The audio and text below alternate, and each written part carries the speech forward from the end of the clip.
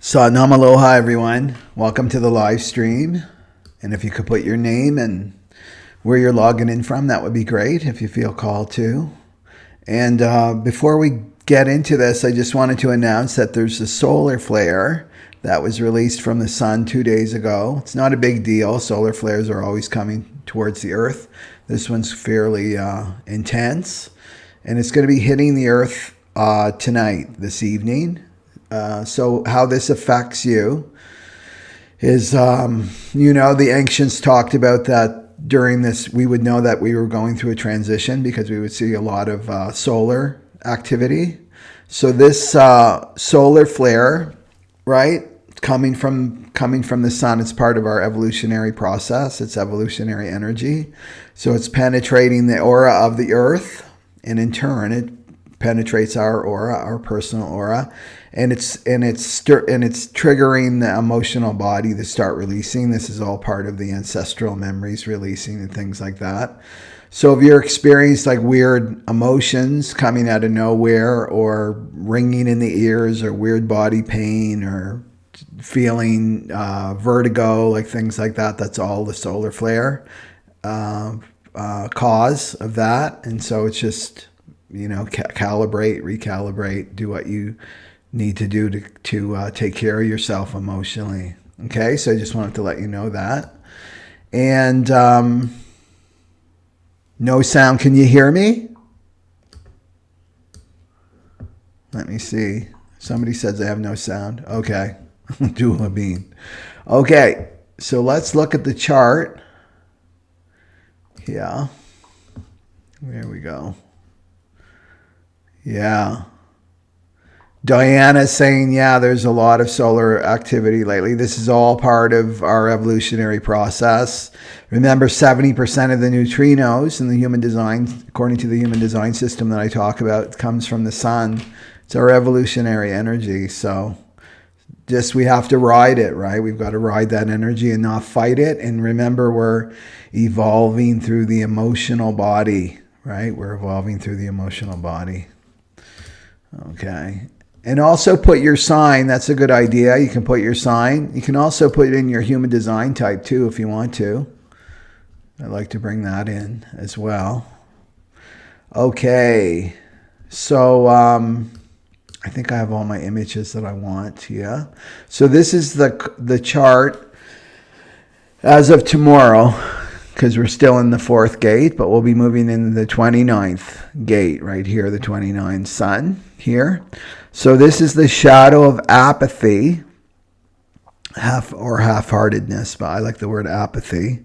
It's the gift of commitment and the gift of devotion. So this is the golden shadow, right? We've got the shadow of apathy, and this is transmuted into the golden shadow of commitment and devotion. And remember, every shadow has a gift. They're not to be afraid of, right? And this is the program, right? Coming from the sun. 70% of the neutrinos coming from the sun. It's the program that's guiding us into this new age of Aquarius. So it would behoove us to know what's going on, right? So we can understand and we can harness this energy. So, let's talk about this shadow here.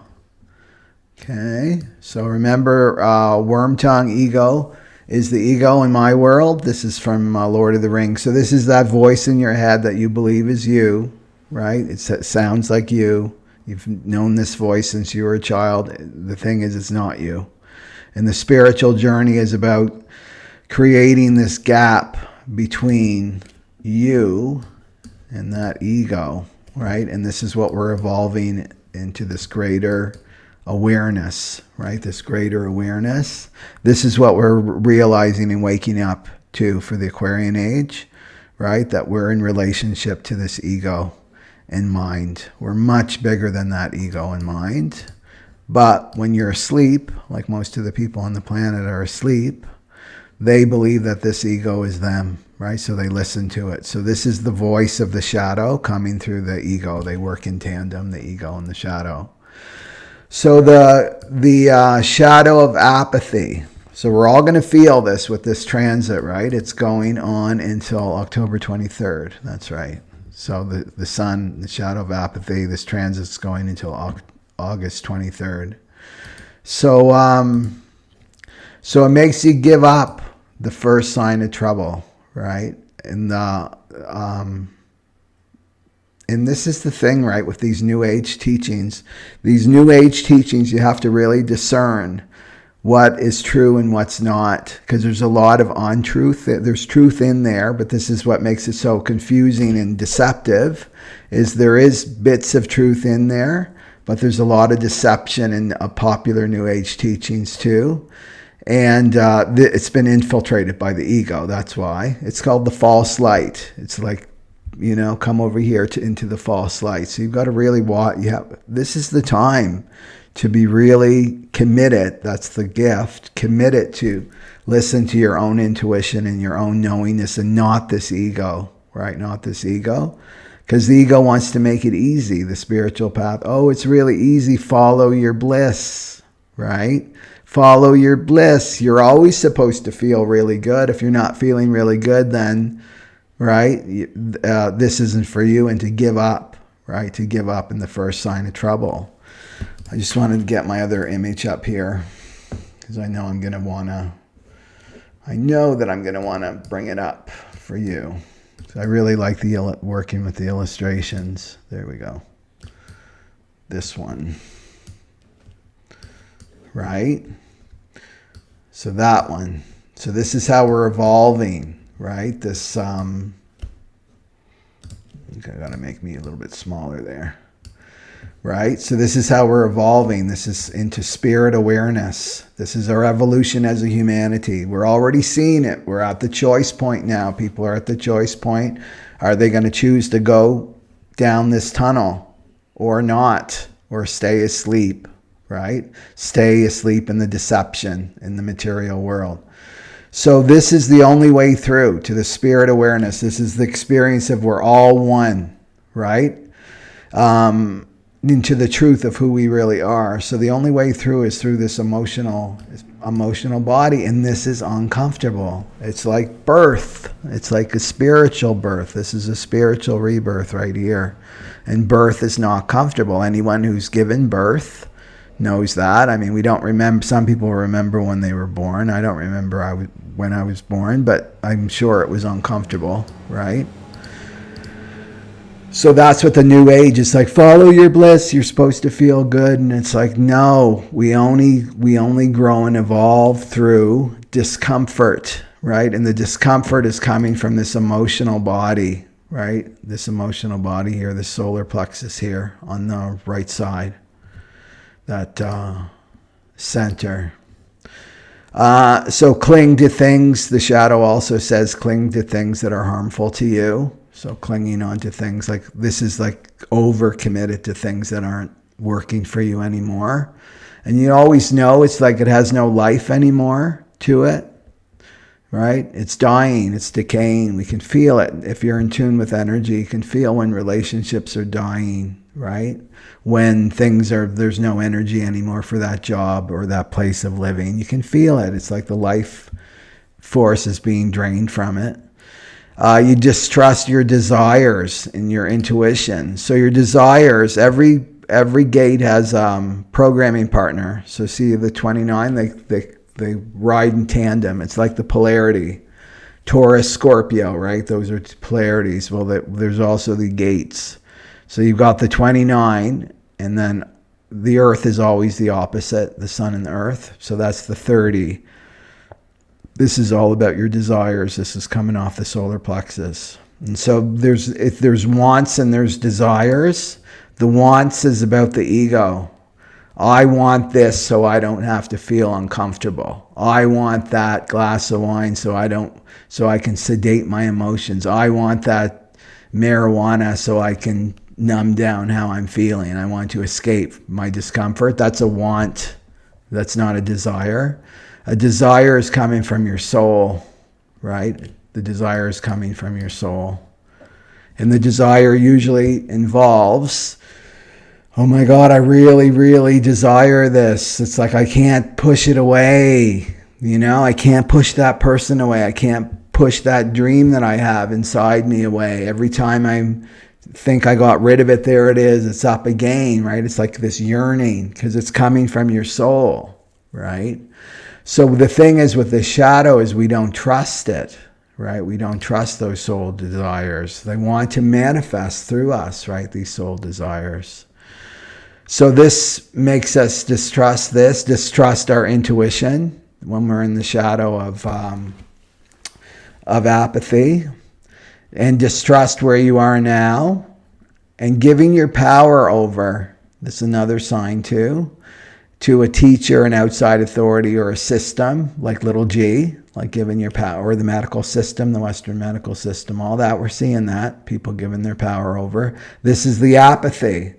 Let the fates, I'm giving it all to the fates, right? I'm not taking any responsibility for my spiritual journey, right? I'm not taking any accountability. I'm just giving it all away. And New Age teachings teaches that, you know, to just shirk all responsibility. It's about following your bliss and feeling good, doing whatever, right? Love and light, you know? So you got to watch that. So it's like discern, always filter it in, question everything, right? Even stuff I'm spewing at you, just is this in truth for me? Is this in truth for me? This is the time to be doing this. So the gift with commitment is you trust your own inner guidance, your intuition. This is the higher frequency. This is the golden shadow. So you trust your inner guidance and intuition, and you commit to it. You commit to listening to your intuition. And if it's too scary for you, then try just a day. It's like, okay, I'm going to spend 24 hours today, and I'm not going to listen to my mind. I'm not going to listen to other people that are telling me what to do. I'm going to just be in tune with my intuition, and make sure that you're not listening to this ego who can pretend he's your intuition, right? So you want to get into this expanded state. And intuition is like a little whisper. Ego is all filled with judgment, and it's fear, and it's you just know. You'll start to discern which is which when you become more attuned with your own frequency and what it feels like to be you, right? Your authenticity. So you want to hold, when you're in the commitment, you hold nothing back. There's no exit plan, right? There's no exit plan. So you can see this with again, this New Age teachings, right? If it doesn't feel good, then just go, just leave it, right? This is like hold nothing back, no exit plan. And the thing with commitment, the gift of commitment, it's energy efficient. And you all know I'm a projector, right? Projectors are all about efficiency of energy. That, say, with marriage, right? With marriage, that's a perfect example of commitment with marriage. You're committing to that person, right? So you're committing to that person. There's no exit plan. I'm going to shut off all the doors. I'm committed to this person. I'm committed to working through the challenges with this person, right? I'm faithful to this person. Well, it saves a lot of energy, doesn't it? Right? In this way you grow and evolve. If you're always like, I got this exit plan, I want to get out, right? As soon as it gets rough in this relationship, or right? If she's challenging me in this, and she's challenging with me, she's like become a burden to me, then I'm out of here, right? That's a waste of your energy, because whenever a challenge will come up, and life is all about challenges, the ego is going to tell you, right? Life shouldn't have any challenges. It's not true, right? If you don't challenge if you don't challenge yourself, then life is going to challenge you. We're here to be challenged because we're here to grow and evolve. We don't grow and evolve unless we're challenged, right? So then, no exit plan. It's like all that energy, life force energy that was expended towards, well, I'm just going to get out of here and I'm going to scheme and scheme and cheat and manipulate, all the ego games, right? All that energy comes back, and you're much more efficient, right? You're much more efficient, and then you can grow and evolve, right? So that would be an example of how commitment can serve you. Because remember my last video on simplify, right? Uranus is still in this gift of simplicity. It's about simplifying things. But the thing is, what the ego tells you is that, well, you'll be safe. You'll be safe if you just avoid any kind of commitments, right? You can avoid these challenges. You can avoid this discomfort if you just don't commit. And it makes life much more filled with suffering when you just don't commit, because really you're not committing to yourself, really, right? What you're doing is you're running away from yourself when you're running away from your commitments. And your commitments are going to come through this desire, right? The desire of your soul wants you to commit to your soul's journey, basically, and commit to your higher self. That's what it wants. So the fears here, because we didn't talk about the fears, because every shadow is made up of fear, is that I've made a mistake on my journey, on my spiritual journey, or I'll make a mistake on my journey. So it keeps you in this holding pattern, right? It's like, well, I can't. Well, what if I commit to this, right? Well, what about this road? Where you got all these roads and options, right? And the fear is I'm going to make a mistake. But if you follow your intuition and your heart and your soul's desire, you're not going to make a mistake, right?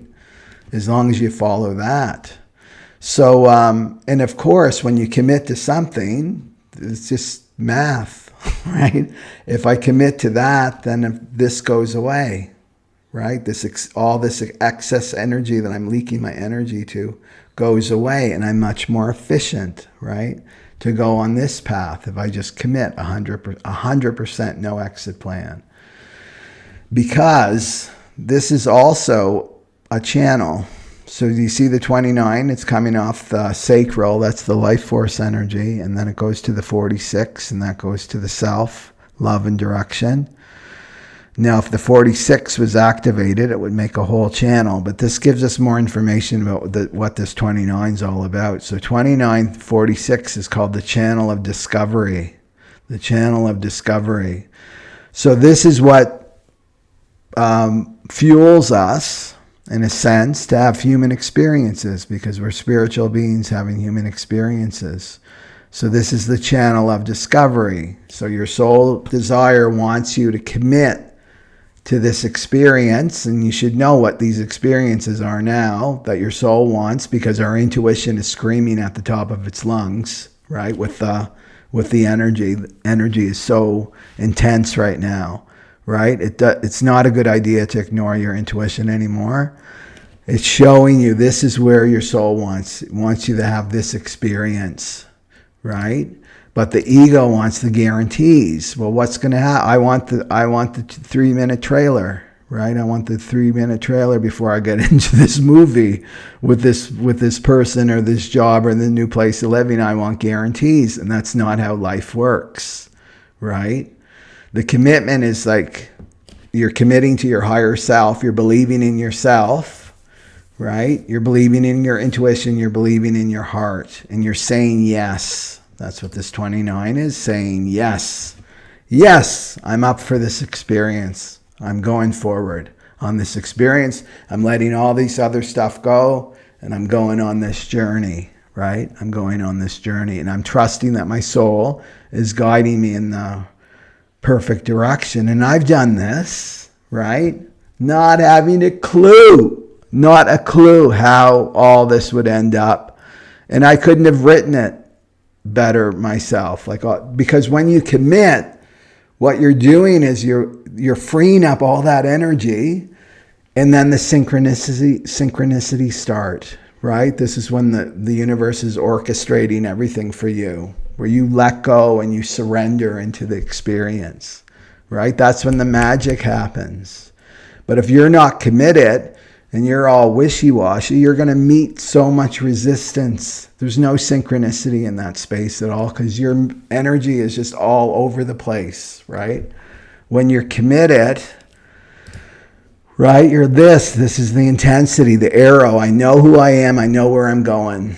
I trust 100%. I'm throwing my whole self into this experience, And we live in a culture now where that's not That's not encouraged. Commitment is frowned upon and looked down upon. I just read this article yesterday. I just want to share quickly, which I just found hilarious. So this group of young women, single women, they got together and they said, this is BS, right? Like we're hooking up with these guys, and if we get pregnant, they're not going to take responsibility, and they just come and go whenever they want, and they do this and they do that. So they had this bright idea that they were going to create a binding legal contract, right? So they went to see a lawyer and everything, and it was all about that he would take responsibility if she got pregnant. He would take care of them financially. He would be faithful to them because of sexually transmitted diseases and this and that. And then at the end, the writer was like, "Duh, that's like traditional marriage. That's traditional marriage. That's a marriage contract that they had to." It's like the circle back, right? And we have to look at how these traditional values have served us. This is Pluto in the 60 right here, and it's there until 2025. So Pluto is all about destroying these old forms, right? So these new forms can be born. So like I talked about, the institution of marriage is crumbling and falling apart. But we create a new form. It's like, let's go to the essence. What's the essence of these traditional values, right? The essence of to protect the family, protect the woman, and to protect the man, right? But to protect the family. Everything starts to make sense. But if you're coming from that place, then a new form can be created. Anyway, I was just really laughing at that. It's like, that's what's called a marriage. That's why it was in place, but it needs to be resurrected, right, in a new form, and that's what Pluto in the 60 is telling us. And we've got that until 2025, basically. Pluto's in there, and Capricorn, right? Capricorn are the old traditions. We're finding the truth, the essence of these old traditions. Okay, where was I?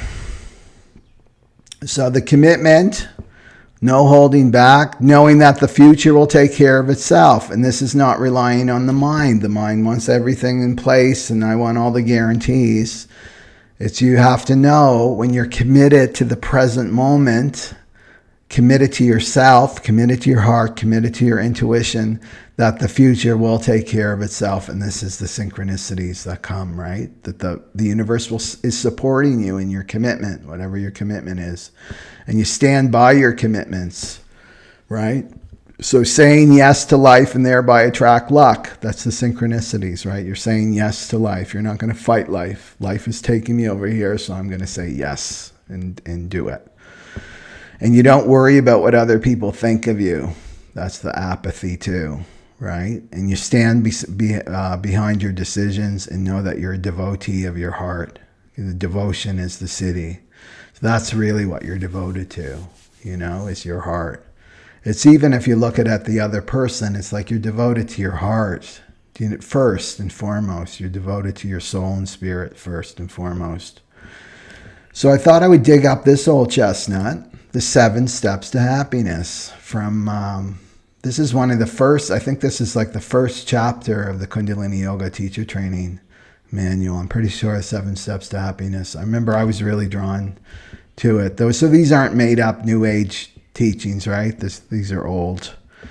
So it starts, and this is the 10 of Cups. If you follow the tarot, this is like the happy ever after rainbow, right? Emotional fulfillment, because we're in this theme now of emotional fulfillment. So the first step is commitment, right? It's about commitment. That's always the first step to happiness. And then the second, and what I want to say too with commitment, because we're in a real test now of our commitment, is I posted this the other day. You guys probably saw it, right? That we're in this spiritual test right now. And this is real. Your materialist friends are not going to get this. They're going to choose that this is all that is, my five senses, my body and mind, and that's it. And when you start to wake up, this is what it means to wake up. You're waking up to your true nature, and you're realizing that there's much, much more. That this is such a small percentage of what reality truly is our physical world and our five senses and our mind. So we're all in a spiritual test right now. And this is about our commitment. So you don't want to get yourself, this is the apathy. This is the shadow of apathy. Allowing yourself to get manipulated through guilt and shame or abandonment when you're making your decisions now. So say that you've got guilt for something. Maybe you were just born this way from your past lives. You've come in with this guilt, right? It's inside you. Frequency of guilt is inside you. Well, that can be manipulated when you don't do your inner work. When you don't deal with what is going on inside you, you can be manipulated by it, right? What you don't deliver, right? And delivering this is like to transmute it, then it destroys you. It will destroy you because you'll attract this, right? The universe is generous and to get us to heal and to purify these emotions, to purify this emotional body. That's the work that we're doing now to get onto the other side, to spirit awareness. So do you see how you can be controlled and manipulated when you don't do your inner work? Because you're going to get triggered and then you're going to react, right? And then they got you because they got your mind, right? Because you're believing that you're this, right? You believe that you're this ego. Right? So it's really easy for an ego to manipulate another ego. It's a power game. It's power, power, power, right? The hierarchy that we live in. That's the ego world. So you want to watch this. And how you do this is don't use your mind to make your decisions right now.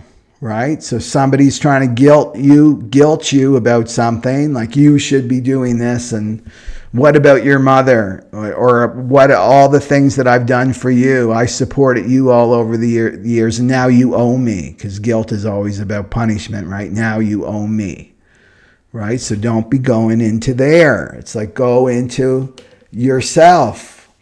What am I feeling? What's my heart saying? What's my intuition saying? What's my strategy saying if you're into human design, right? That's my inner authority. This is the commitment. The commitment is to be self-referenced. That's the real commitment, right? Not to be committed to your ego. And many people are committed to this ego, right? When you're committed to the ego, then you're giving your power away. You're committed to an outside authority telling you what to do, right? So this is the test we're all in, because we're all making our choices now. There's going to be this real rift in humanity. There's going to be two species. It's a real thing. There's going to be two species on this planet coexisting. We're already seeing people making their choices. So you've got to watch this. Right? And the secret is not to go into the mind to make your decisions. And so we've got to face these fears, right? If you're walking away from the status quo, that's what we all have to do on the spiritual journey. We've got to walk away from the crowd. It doesn't mean we go live in the mountains in a cave somewhere, but we're of the world, but not in the world, if that makes sense, right? It's the ancient image of the lotus, the white lotus sitting on the mud, right? Pure and pristine. So you're in the world, but you're not of the world, right? So this is letting go of fears of what other people may think of you. This is the manipulation. People who don't want to, they fear not fitting in. That's that shadow of complexity. I'll be a social outcast. And then the big fear is survival. How will I survive if I'm not part of this groupthink? That's right. That's heading off the cliff now. So this is going to just lead you away from your soul's journey, because remember, we're all connected through spirit. This is what we're going to realize, but we're also connected through the mind, that victim mind. We're all connected through this victim mind. So that victim mind is generating those thoughts. What about your survival? well, what would my mother think? What would my sister and brother think if I did this and that? How will I survive? That's all the victim mind. So your job is constantly commitment is committing to the higher frequencies, right? Committing to love, committing to trust, committing to the divine, to keep yourself above the victim mind. And when you're in the victim mind, you're being played like a fiddle, back and forth, right? So it's just going to lead you away from your soul's journey. So you want to follow your heart and intuition and have faith in the divine. This is the test. So that's the commitment, right? I'm committing to the divine. I'm committing to my heart. I'm committing to my intuition. So we'll go back to the 7 steps. So when you're committed, right, this creates character, your character. This is like your reputation. So these are your habits when you're committing to your heart and your intuition. You're committed to honoring your word, right? So here's commitment. Here's a few things that I wrote down. Is your code of honor? What's your code of honor right now? You know, these are things like, what am I completely committed to that I'm not gonna back down no matter what happens in my life. I'm not gonna give up on these things. So mine would be like honesty, kindness, authenticity. These are like the, three important things to me. And I remember as a child doing this, like at 6 years old, I remember this. Again, I won't go into my childhood, but it was no Walton's Brady Bunch experience, my childhood at all. And there was a lot of cruelty and violence in my childhood. And I remember at that age, at 6 years old, consciously saying, I'm never going to treat someone like I was treated.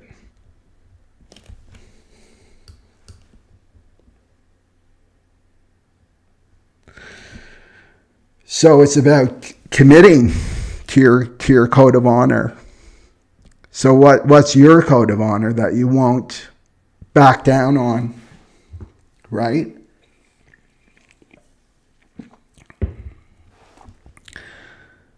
And you won't give up on, right? Because when you do this, you're giving up on yourself. So the other commitment is your word, right? Your word is your bond. So this is about honoring your word. What comes out of your mouth is an integrity, right? It's honest. Keeping the promises you make is the best to your ability, right? Accountability, that's a big one for commitment, is accountability. This is not encouraged in our world right now, is to take accountability. Look at our leaders. This is the inverted world that we've been in.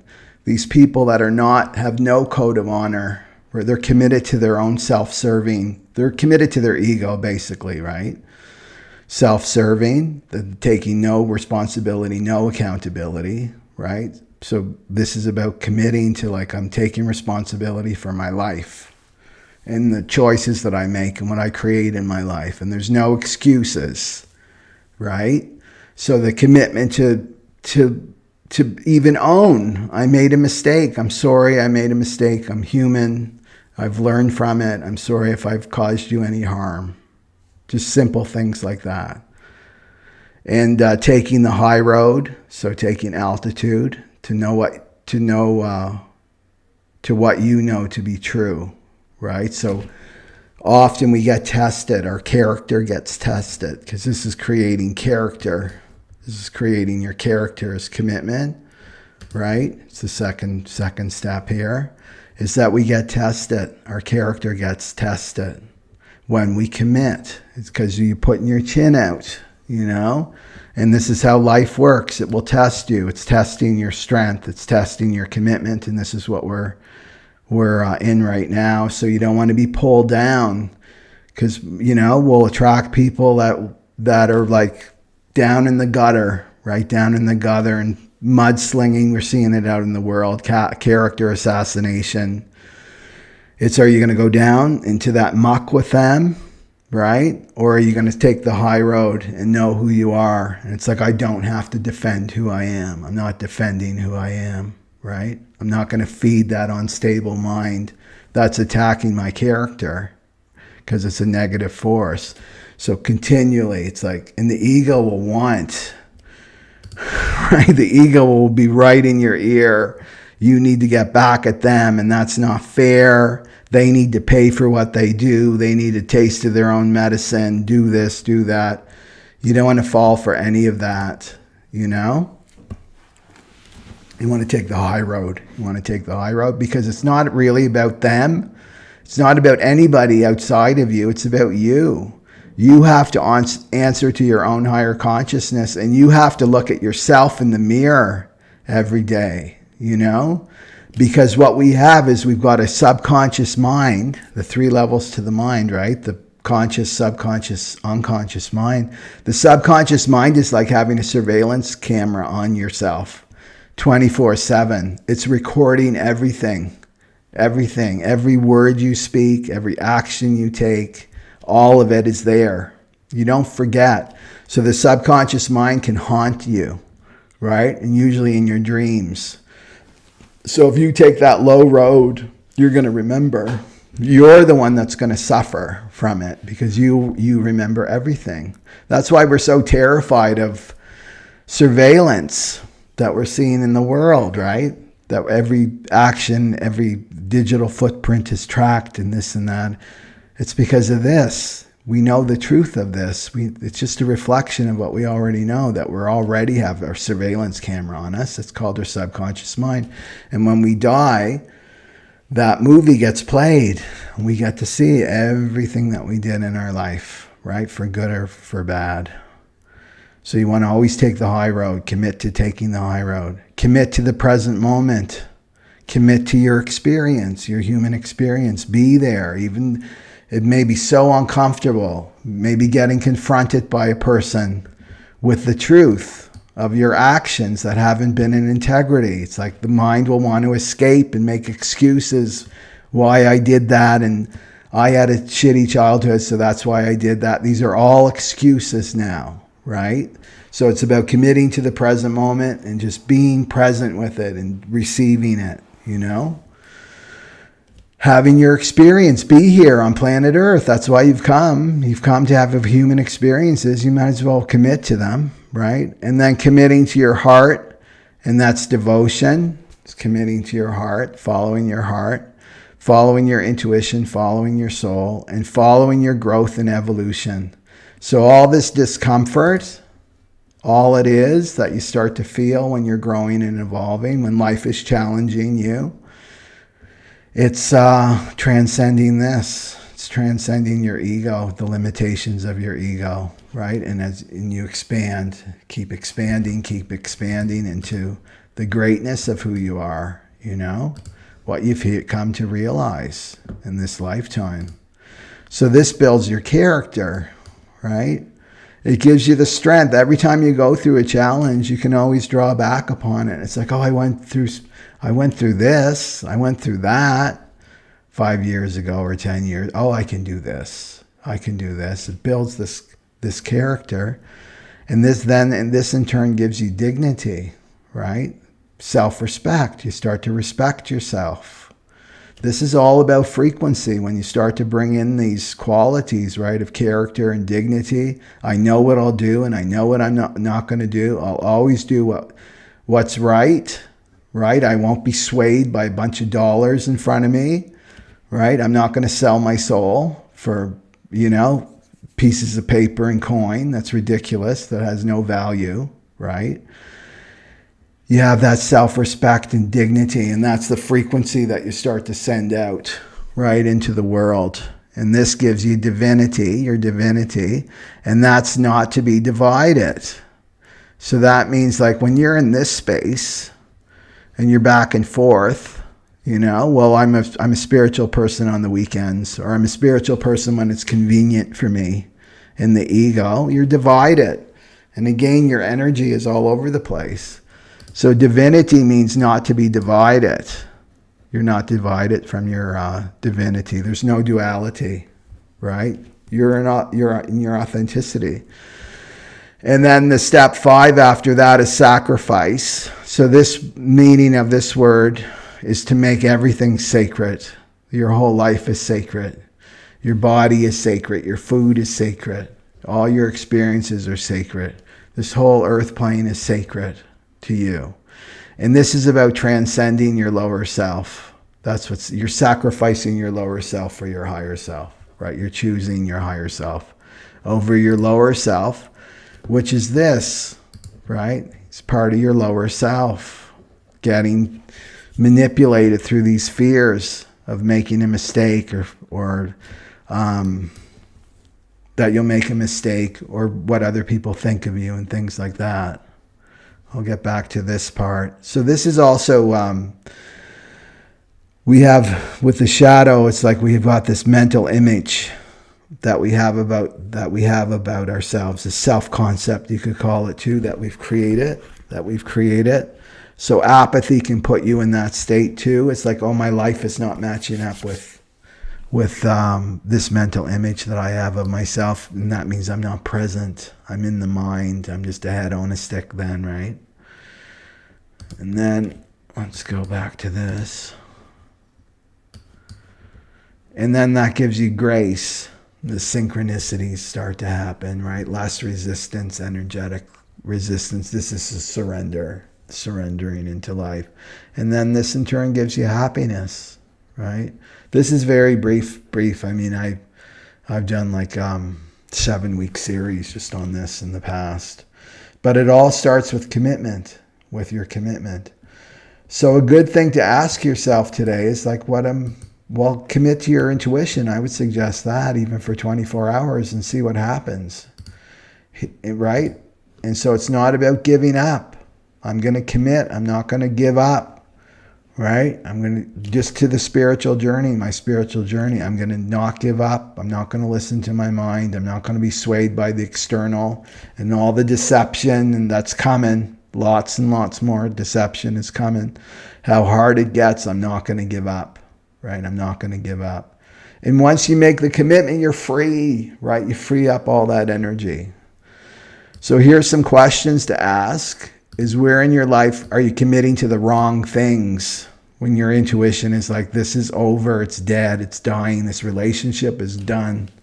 You've learned your lesson, you paid your karma, right? Whatever it is, a job that's like, I know it's done, my intuition is screaming that it's done. I'm committed to the wrong things. And your soul and intuition will tell you what you're to be committed to.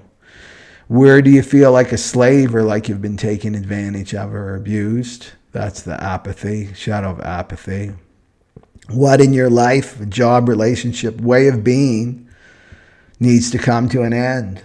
Maybe you're committed. I'm committed not to listen to negativity in my mind. I'm committed not to listen to gossip anymore, right? Things that really drag me down in frequency. That's coming to an end. I'm going to commit to this now. So remember, whatever you let go of, you need to replace it with something, right? Something higher frequency. And just put your prayer out. It's like, okay, what do I need to replace this with? And your soul will answer.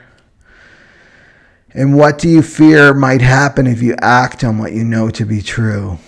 Like, address that. What's my fear? My intuition has been saying to do this, but what's my fear?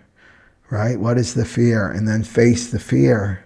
Don't let it drive you. Just face the fear. And remember, fear is just a frequency moving through your body. All you have to do is feel it, right?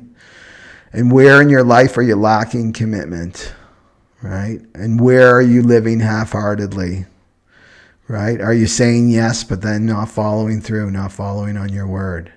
Is there a frustration, fear, or anger behind your seeming flakiness that you haven't fully owned? We're all, right? We all have these shadows. Nobody's perfect, right? And the greater your light, the greater the shadow is, and we can't see it. So with shadow work, it's like take it back to yourself, but you're going to see it in other people. If somebody's like really flaky, you know, you never know if they're going to show up or not. They cancel last minute and they come up with some stupid excuse. It's basically, I saw a shinier thing. I saw a shiny thing down there, so I went there instead, you know. If you're having anger about that, then there's some kind of flakiness in you that you need to address, right? Where you're wishy-washy and you won't commit fully. Remember, this is about postponing. The shadow of apathy is about postponing making any kind of decisions. And that's so painful right now, is this procrastination, right? This procrastination energy. I'll do it tomorrow, right? I'll do it tomorrow and tomorrow. And then tomorrow is like, oh, I'll do it again. I'll do it tomorrow. And tomorrow, it's the time's not right. The time's not right. Well, there's a fear to be addressed there. Whatever that is, fear of rejection, fear of abandonment, fear of becoming a social outcast, fear of making a mistake, right? Fear of losing your freedom. And the thing is that commitment does give you freedom. It does give you freedom because you're aligned with your soul, and your soul is free. That's who you are. So how can you more deeply commit to the needs of your soul? So that could be a nice sadhana practice. This would be a good thing to do this week, right? Is to, what am I going to commit to support myself? And think of a time when you did commit. Here's a good question. Think of a time where you did follow your intuition and you committed to something. It's like, just reflect on what happened, and then reflect on when you didn't listen to your intuition and what happened, right? There's going to be two different experiences there. And then think of a time in your life when you've experienced devotion, right? That's bhakti, right? The heart completely opening, right? That feeling of devotion and bliss. And where in your life today are you satisfied with your level of commitment? So those are some questions to ask. Okay. Don't want to say anything else here.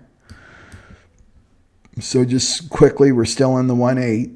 Mars is still there in the 8. In the 5th line, so it's a little bit longer to go. So this is all about your contribution, right? The universe is preparing us, preparing you to simplify, cut away the excess, and now to like get clear on your commitments, right? More letting go of things.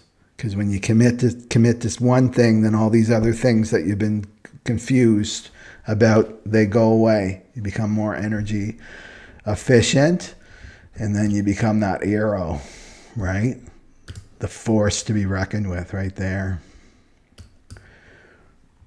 Okay. I just want to look at some questions.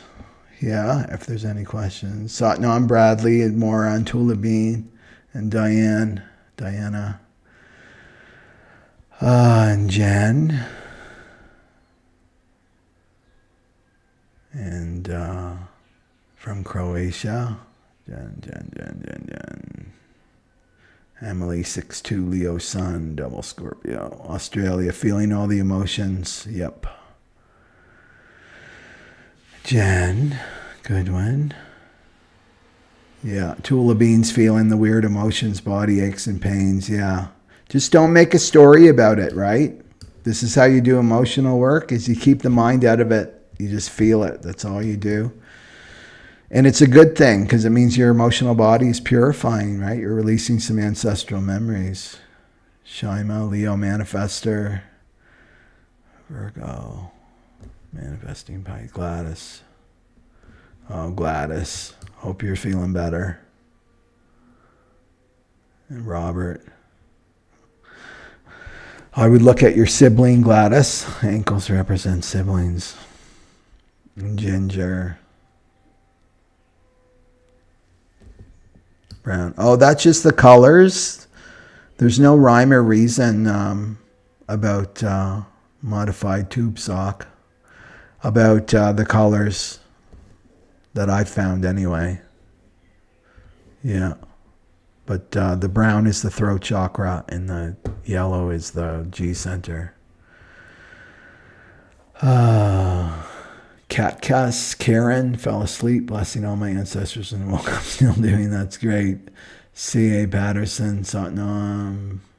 Great. Greg, Satnam. Manifester, another manifester, Astro. Yeah. Oh, I thought she meant the colors. Jen Goodwin is saying, I thought you meant why they picked brown and yellow. Yeah, good answer that they're active. That channel is activated.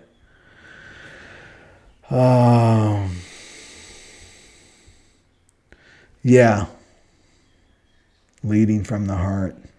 Leading from the heart, but also embracing discomfort. I want people to get that, to embrace their discomfort. Right? Guilt is all about punishment. Our whole culture is built on guilt. What do you think this debt system's all about, right? It's punishment. But it's conditioned guilt. A lot of this is conditioned guilt.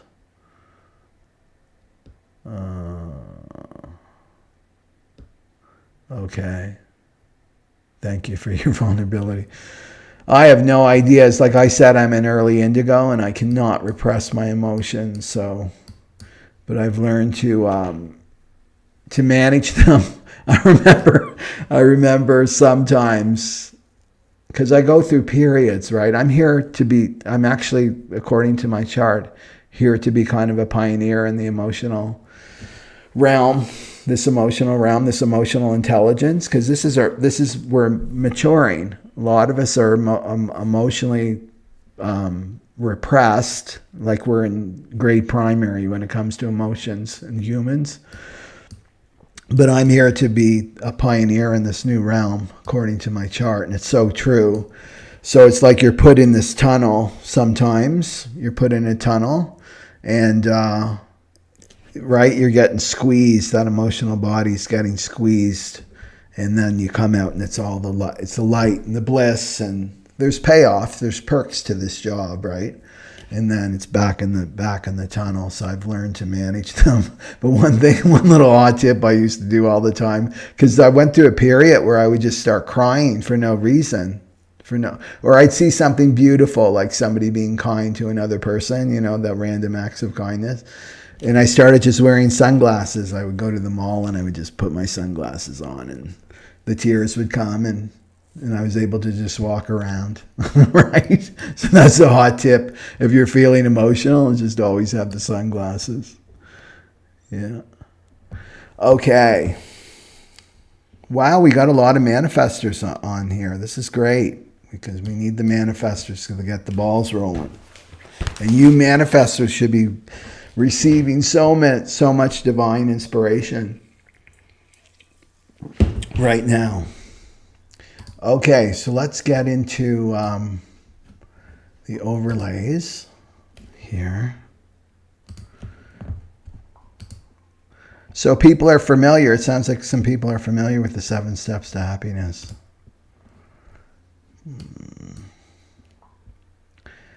And let's start with Pisces.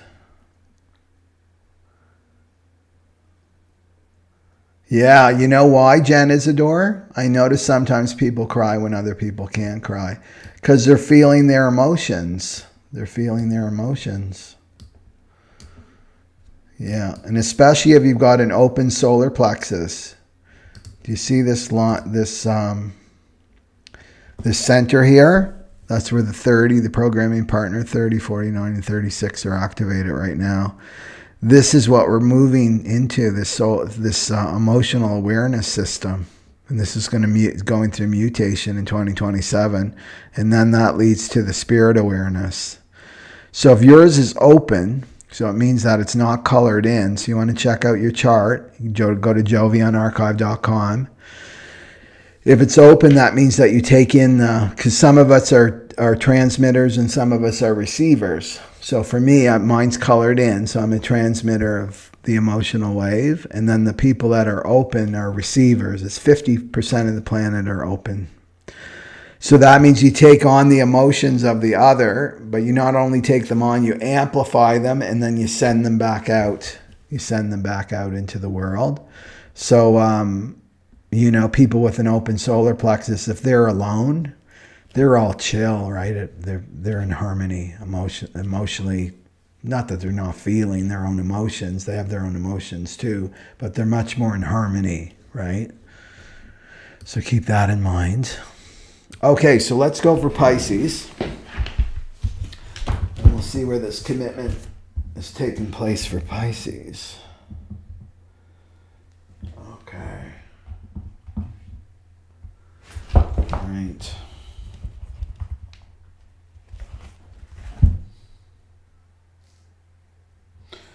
2, 3, 4, 5, 6.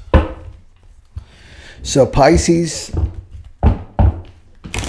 it's taking this pattern of apathy is taking place in your 6th house. So you may be called to commit to your health. So commit to a new health regime for you. That works for you, right? Because human design, it's all about the science of differentiation. It's not one size fits all, right? Like the pyramid, you know, that food pyramid. You got to find out what works for you, Pisces, in terms of your health routine.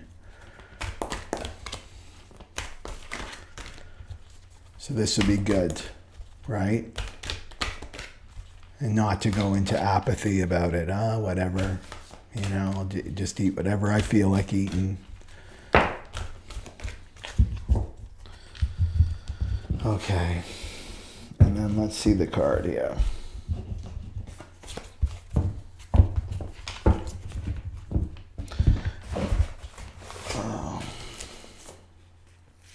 Just want to check something out here.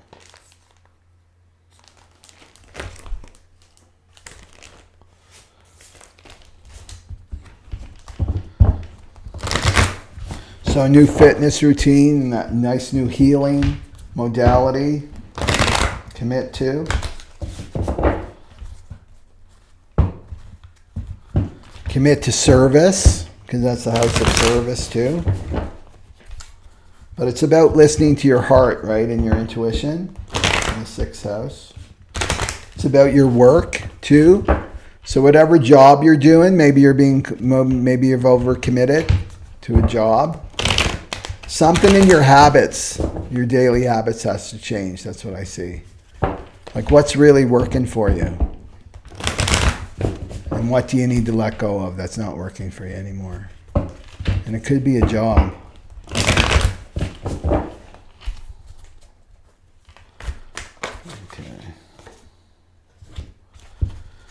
Okay. So you got this card too. This is the Gene Keys. That's domination, the shadow of domination. It's the gift of synergy. So the 45 you can see is up here. It comes off the throat. Joins up with the 21. And that's the money channel. Everybody wants the money channel. It's very material. But this is about working together with other people. So this is about your work, Pisces, your job. And you may be experiencing that shadow of domination in your workplace.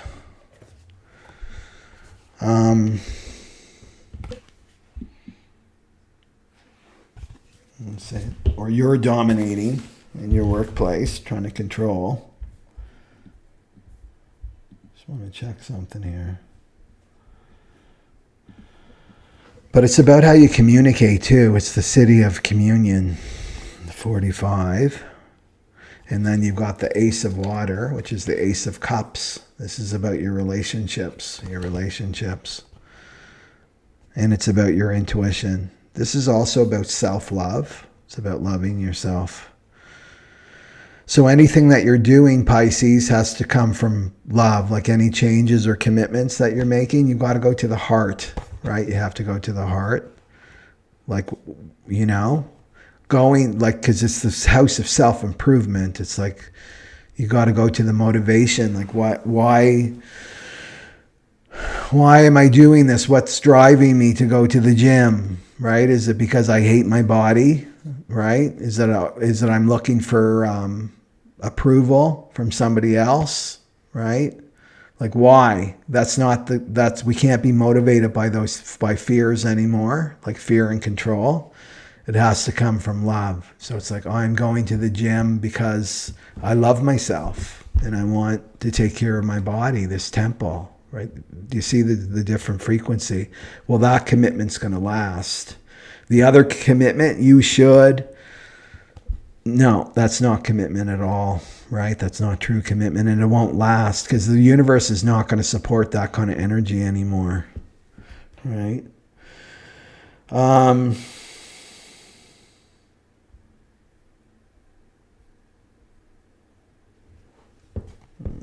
So this is about getting into the right workplace. So I would listen to your intuition, because you may be called to leave your job. That's what I feel too. That there's some shadow of domination happening there, where you're being put into a hierarchy. You know, that you're lower than. And then the commitment and the half-heartedness. And just to take action. This is the time to take action. It's not about like, leave it to the fates, right? If I'm not supposed to be in this job, then the universe will knock on my door and give me the new job. You've got to claim it, right? And you can do that energetically, Pisces. Like, I've had it. I'm done. I don't want this shadow of domination in my workplace anymore. I don't want to play this game, right? Where I've got to play less than. And then I got to pretend that that person is better than me. This is the shadow of domination. And it's all about money and resources, right? It's believing in poverty consciousness. So this is what it's saying, is you need to get into the love, the frequency of love. You need to be surrounded by people who love you for who you are, right? Who you really are, your authentic self. This is like the cup, right? The cup is filled with water. Yeah, so to really check your relationships, Pisces, you know, and who you're surrounding yourself with. Because you know what? Money is not worth it if you're in the wrong place. Like, look at the time that you spend in the workplace. You can spend more time in the workplace with those people than you do with your family. You know, 8 hours a day, that's the typical work day. So you want to make sure that you're surrounded by the right people, So if you're like, but Michael, I'm trapped. I've got bills to pay and I'm just in this job and I don't see any other opportunities. I don't see anything.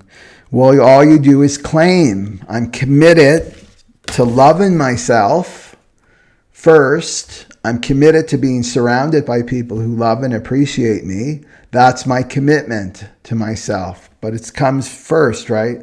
Loving myself. I'm going to love myself first. I'm claiming that. And then you let the universe organize things around it. But you don't go apathy. Apathy is like, I'm not going to do anything. I'm not even going to claim self-love, right? All you're doing then is you're saying, I deserve it. I deserve to be working in a horrible work situation. Right? Life is too short to be spending time with people that are playing these games with the domination. This is like the old Piscean model with the hierarchy. The employer is at the top of the heap, and then you get into your pecking order and you fight for your crumbs, right? You compete for your crumbs.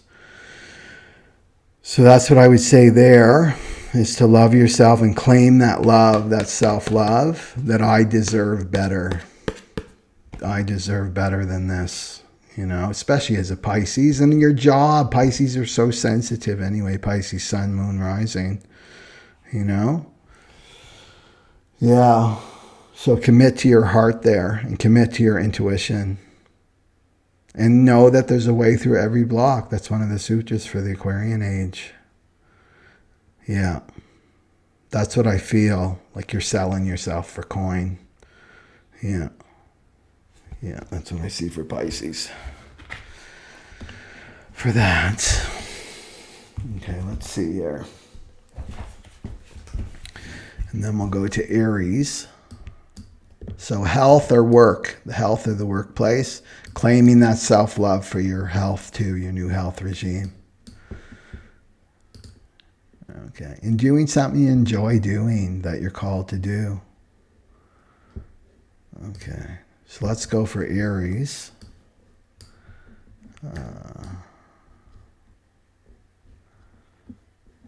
Yeah, but get on your daily habits. Okay, so Aries is happening in the 5th house, of course. It's Leo. 1, 2, 3, 4, 5. So committing to having some fun for Aries. That's a new commitment for fun and romance.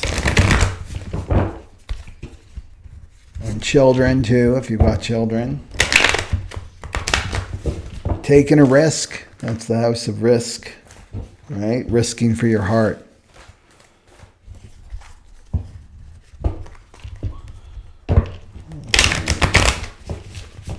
And self-expression and self-love.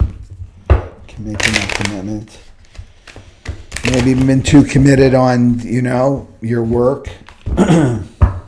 Where's your 60? Yeah.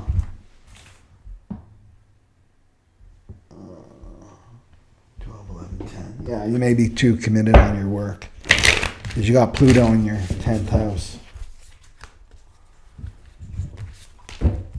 Oh, you need more fun. Committed to fun and play.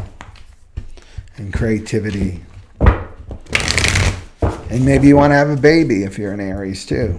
So it's about having babies. The ultimate creativity is to create a baby. About being true to yourself. So this time would be like take a little bit of focus off of the work and go to play.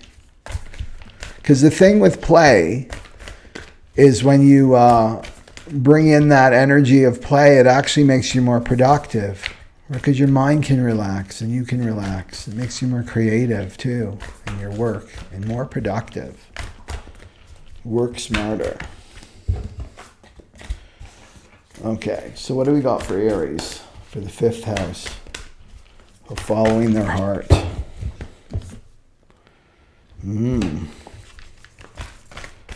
It looks like Aries has a choice to make in the 5th house of romance. Let's see what the choice is.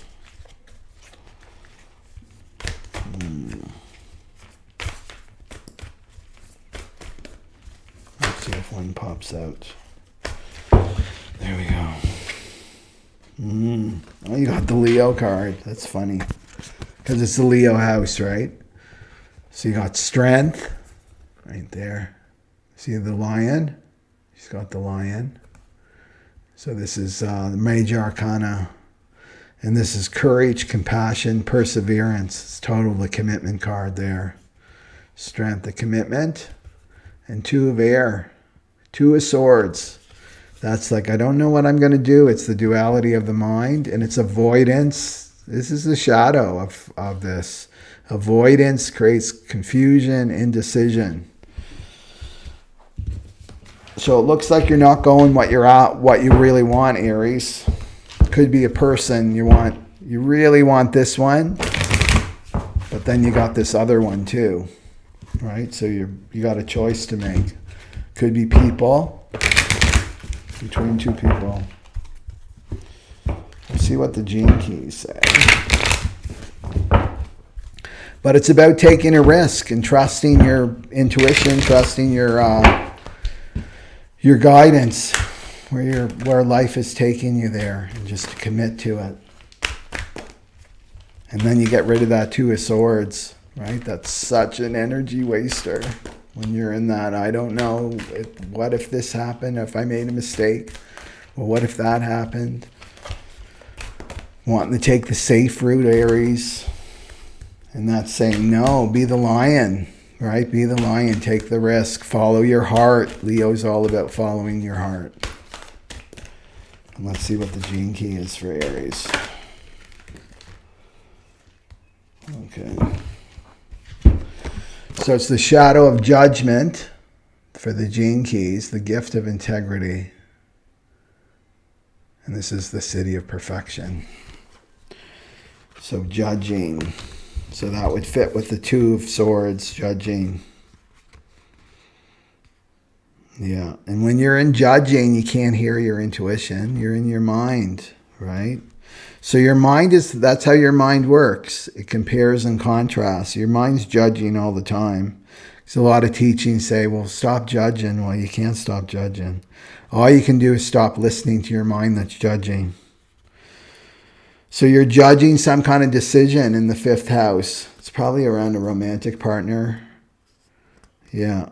And you're avoiding making a decision, and it's just making things worse, especially the energy now. It's like, yeah, it's explosive. The energy especially when Uranus comes back in the 2 in September. It's about making your choice now. and to come into integrity for you. Like, what's true for you?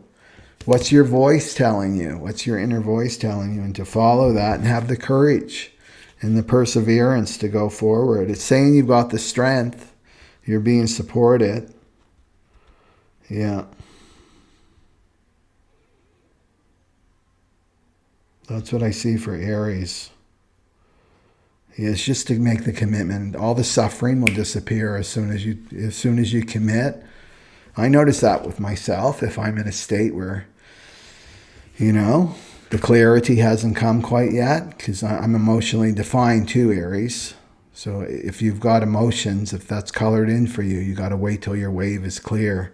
Well, when my wave is clear, when I don't fight it, it's like, it's there, and I'm being influenced by my emotional wave. As soon as it becomes clear, then the answer is there, and then it's like I commit to it.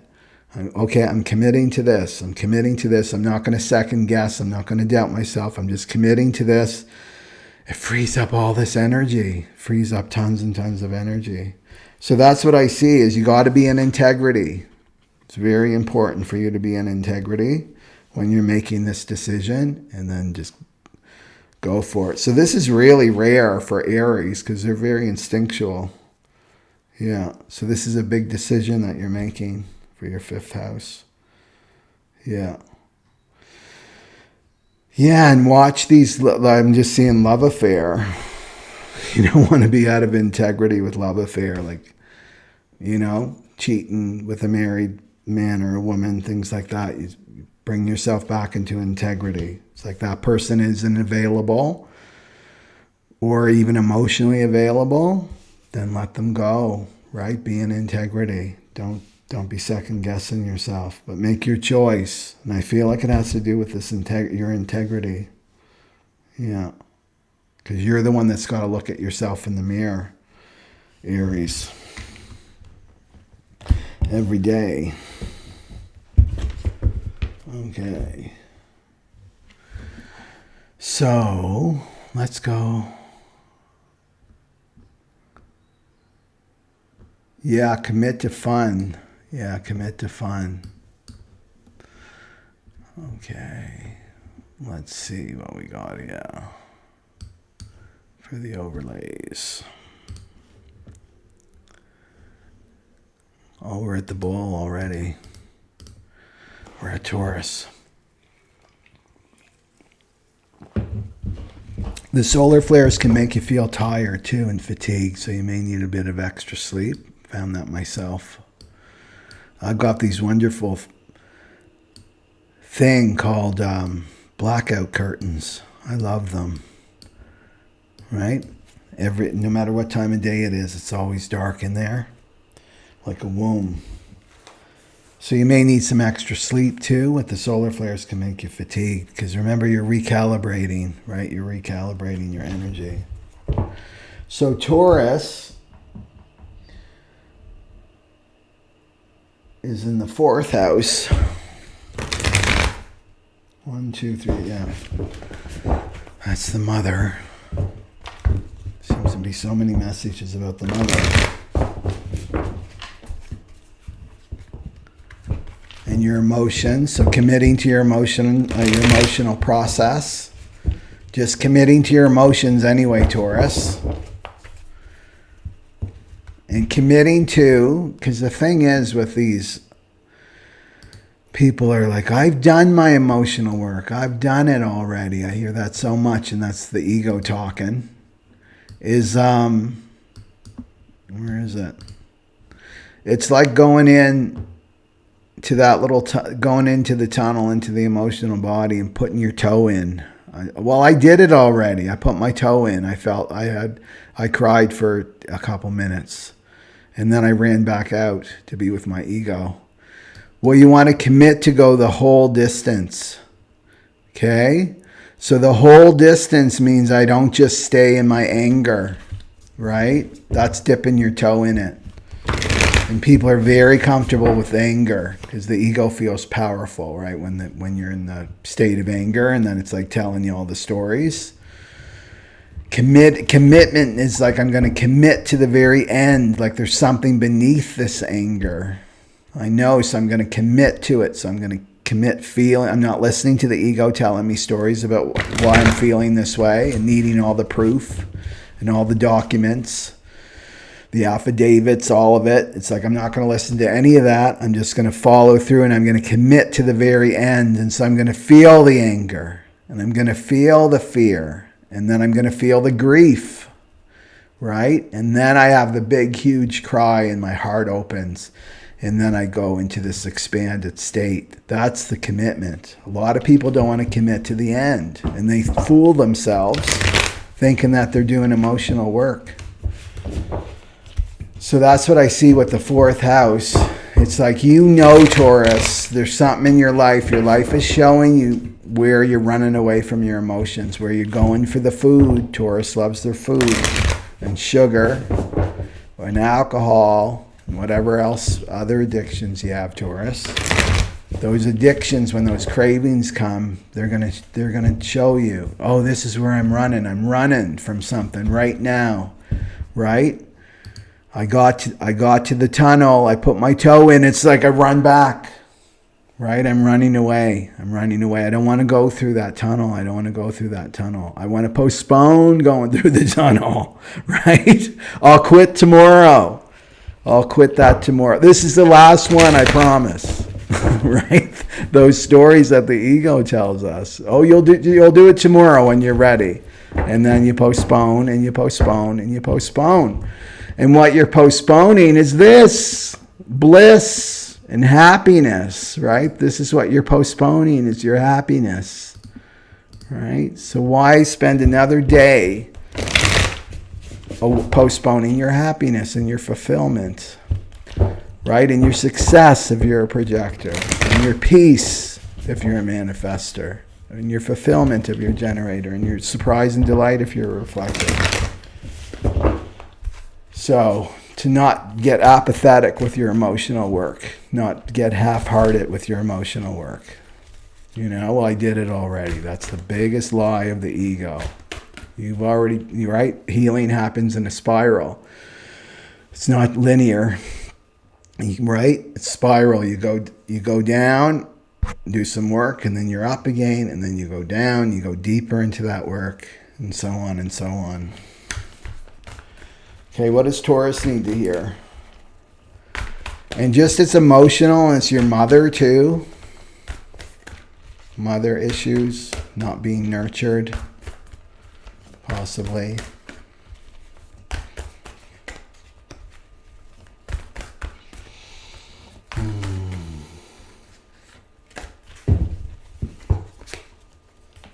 Right, it's their early family life, it's childhood issues. That's where it stems from.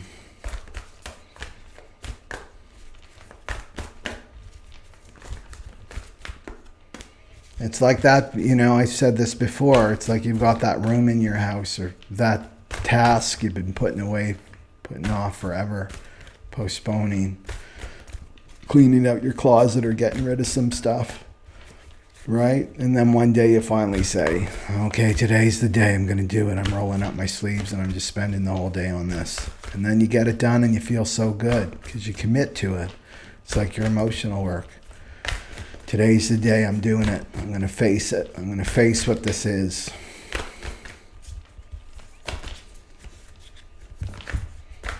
Okay, what does Taurus need to hear here for the fourth house? The bulls. The bulls can be stubborn. They're a fixed sign.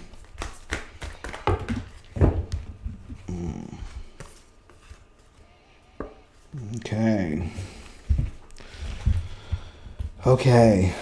So you got the Knight of Wands. And you got the Page of Air. I'll show you to them in a sec. So it's about communication.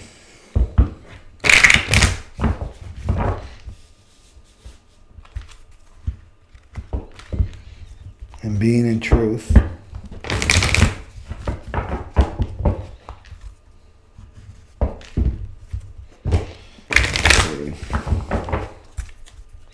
So committed to the truth. Not to go into not to go into denial anymore, but I'm committed to the truth. Looking at yourself, you know, that's what's the great thing about this greater awareness, because you have this relationship with your mind and your ego. So you're able to see your patterns. This is all about the inner child. I don't think we need any more validation here. So this is the shadow of chaos, and it's the gift of innovation, and it's the city of innocence. So you can't see it there, but this the 3 comes off the sacral. So chaos. So this is what happens when we heal, when we start doing emotional work, because it stirs up our emotional body. So it's stirring up our frequency, because we're shifting and changing when we do emotional work. All those old patterns are being healed and transmuted. The outer can sometimes reflect the inner, so life can seem chaotic as everything kind of rearranges itself to reflect your new self, because that's what's happening, right? When you do emotional work, you're letting go of old ways of being. So it can seem chaotic, right? It can seem like there's a lot of chaos. That's the shadow as you're healing with this 3. But it's also bringing up a lot of creativity, right? Innovation, that innovative energy. Because the inner child is very, very creative, you know, beneath the wounded child. And the wounded child is really calling for your attention now to be truthful. And so pages represent children. So this might be a good idea for you to do is, this is what I do in the inner child program that I have is you can have a conversation with your inner child. So you may know this already. Use your non-dominant hand. So if you're right-handed, you'll ask questions to your inner child. How are you feeling today?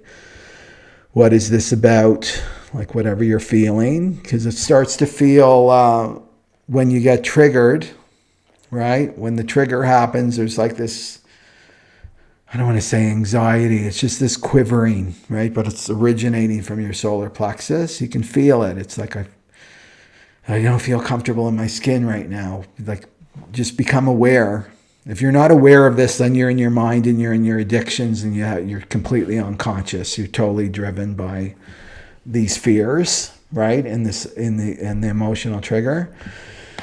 But I'm counting that you're aware now, especially if you're watching my channel, right? So you feel the quiver happening as, I can feel this agitation. That's the rumbling of the emotional body, like the emotions are starting to move. So before you run out for the addiction, like running out for an addiction, for example, is you go and do this conversation with, because it's your inner child, that quivering and all that stuff. That's your inner child calling for your attention. Right? Your inner child wants to release these old stuck emotions from childhood. And because we're being flooded with divine love right now, right? And the solar flares are coming in, it's going to be, you'd rather not explode, you know? You'd rather be proactive. This is the way to do it. And then you really use this energy and you commit to going deeper to the end, to the very end. Right? So you write your question, how are you feeling today? And then you answer with your non-dominant hand. So your left hand if you're right-handed. So it forces you to write really slow, like when you were a child.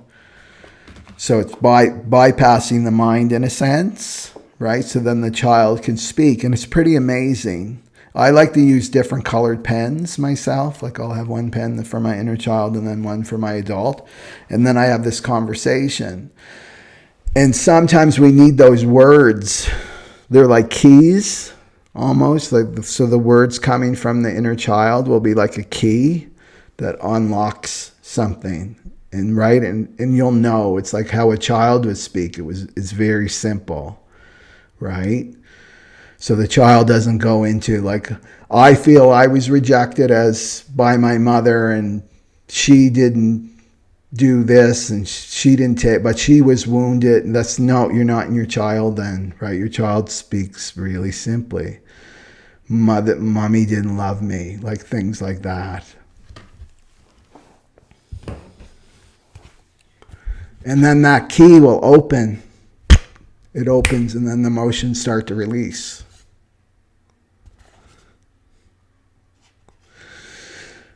So, so that's what this Page of Swords is saying. It's time to communicate to your inner child and let your inner child communicate to you, more importantly. You don't talk to your inner child. Your inner child talks to you.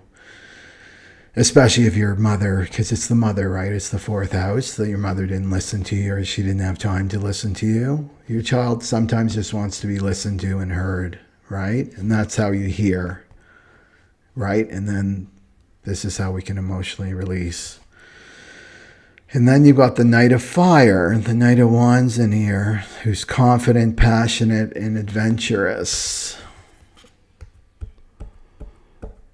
So this is a different kind of energy, isn't it? I feel like this is what this is bearing, you know, underneath this inner child that wants to speak to you. Is this Knight of Fire energy. So this could be the Queen of Fire too, if you prefer that, and then the Knight of Fire. So it could be holding back your confidence and your passion, right? Because passion is an energy that can get stuck down by these stuck emotions. This confidence may be trying to come through for you in the fourth house. Yeah. Oh, I know. So to approach this as an adventure, an emotional adventure, you know, you have adventures where you go on a trip, go to a new country, a new culture. Well, this is, you're going somewhere new. That's what I see, Taurus. You're going somewhere new and exciting. Maybe you've never been to this place. Maybe not in any of your other lifetimes you've been to this place, right? But maybe you have been when you were a little tiny tot, right? Because there's a lot of memories that get buried underneath any traumas that we have, you know? Yeah. So it's to be confident, to bring that confidence. That's Leo. This is a Leo card, Nine of Fire. So confident and passionate, right, about this work. Not to be afraid. The Knight of Wands is not afraid, right, at all. It's like, let's do it. Come on, let's do it. Today's the day. Let's get this job done. And it's going to bring this confidence. So this fourth house is you're feeling a bit insecure. You're feeling insecure. This insecurity's coming up. Yeah. Anything else for Taurus? Yeah. The message is to commit, to go through the whole tunnel with this. Right? And the solar flares I can feel them already. I can feel those solar flares. So there's not going to be, my inner child's not calling me. There's nothing to do. It's like, no, your inner child's going to be calling you with these solar flares. It's getting triggered so you can release it, and you can be the Knight of Wands or the Queen of Wands, confident, ready to move forward, right, in your life, and feeling that emotional security. This emotional security. Right now, your emotional body's not feeling secure. It's getting agitated. Okay. Let's go for Gemini. Gemini. 1, 2, 3. In the third house. So Gemini has to be committed to their heart when they're speaking, when they're communicating to others and to themselves.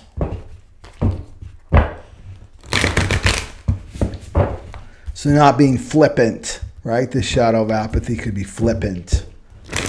Just like, not really in tune with the other person when you're communicating, Gemini, just kind of in your head. He's showing you that you got to communicate differently, more from your heart than your head. And, oh, that one jumped.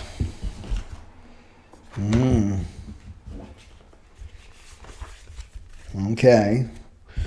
So you got the 9 of Swords, and that's the anxiety card. That's the up at night, overthinking about, worrying, sleepless, super negative.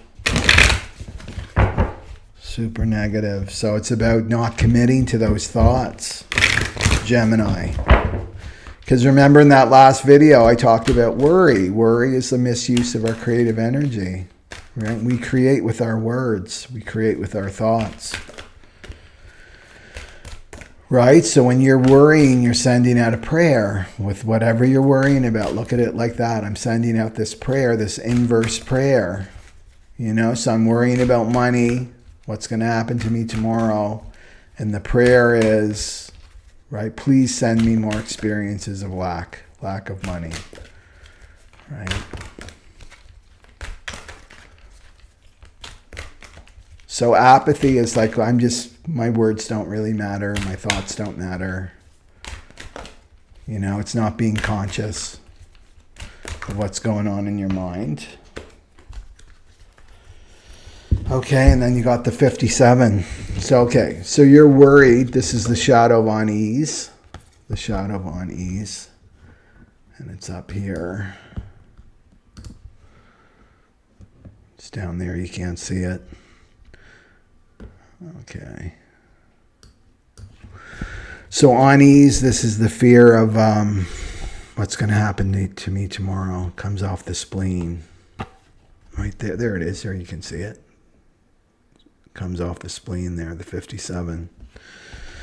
It's about keeping the body alive. So this intuition isn't like third eye intuition. This intuition is your body's intuition. That's keeping you safe. Yeah. So you're worrying about what's going to happen to you tomorrow. You're worrying about the future, right? And you're sending that prayer out, right? The future will take care of itself. That's what this 29th gift is, right? When you're in this gift of commitment. Where is it? Right? Know that the future will take care of itself. The future will take care of itself. You don't have to worry about up at night, worrying about the future, right? So this is about committing to your heart when it comes to your thoughts, right? So love, it's committing to loving thoughts, having loving thoughts, trust in the divine. When this starts to come up, this anxiety, it's like I can't do it's out of my control. I have no control over the future. This is the truth right now. We have no control over what's going to happen in the future. No control whatsoever. All I can do is be in the present moment, committed to the present moment. Right? So your mind is like, well, my rent's due in 2 weeks. The money's not here yet. How am I going to pay my rent? It's like, let the future take care of the future. You look around, you bring yourself in the present moment. Do I have everything I need right now in this moment? Yes, I have everything that I need in this moment. And that's all that matters. And this is trusting your intuition, right? Your intuition will let you know if you're in harm's way, right? Your intuition will let you know what to do, if you need to take action or not take action. This is not about getting into apathy. And it's like, well, you know, God will put a check underneath my door and pay my rent for me. It's like, no, I still have to do my part, right? And that means to be alert and stay awake and committed to the present moment so that I can listen to my intuition and that my intuition will guide me. And to let this go, this anxiety, this is a misuse of your creative energy right here. So that's what I see, because it's all in the third house, right? It's about how you're thinking, what you're thinking. So really check in with your mind. This is the thing, right? We're responsible now for our state of consciousness. We've got to keep an eye on that ego. What's that ego up to, right? And not get trapped here. because then you're going to create more and more things to worry about. You'll bring it into form. And it's about unease about the future. And it's a body sensation too, right? This unease, because it's coming off the spleen. And it's just a frequency. Just let it move through you. Yeah, and certainly do not act from your mind when you're in this state. This is only going to cause you more and more karma, and more anxiety, and sleepless nights. Yeah. So find a little mantra that works for you, Gemini. That I'm safe. I'm safe now. God's taking care of me. Whatever works for you. That brings you this this peace, because you want your body relaxed. Right? So then you can listen to your intuition. Your intuition's going to keep you safe. And it will give you plenty of time. It's not going to be like 2 minutes. Get out of the house. Get out of the house. There's an earthquake coming. You're going to get lots and lots of, warning. Yeah.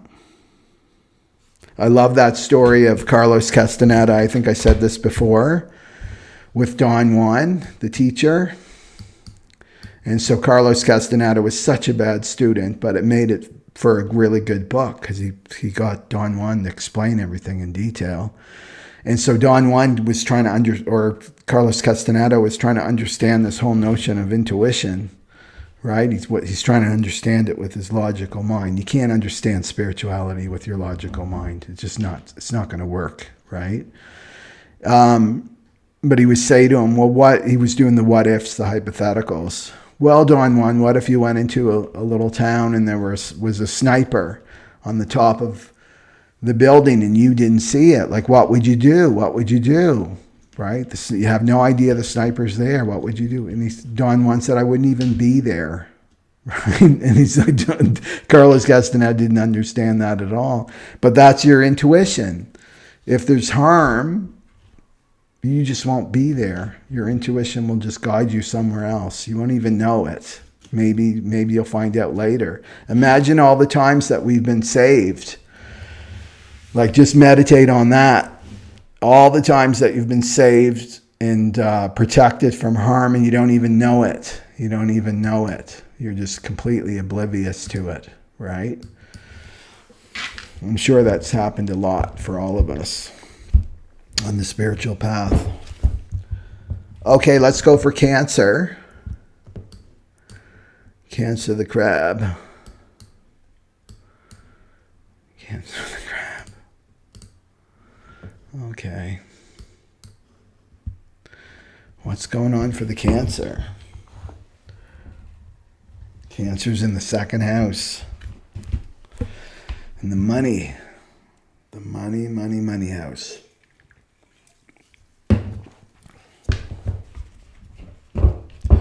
So you may be being called to, I'm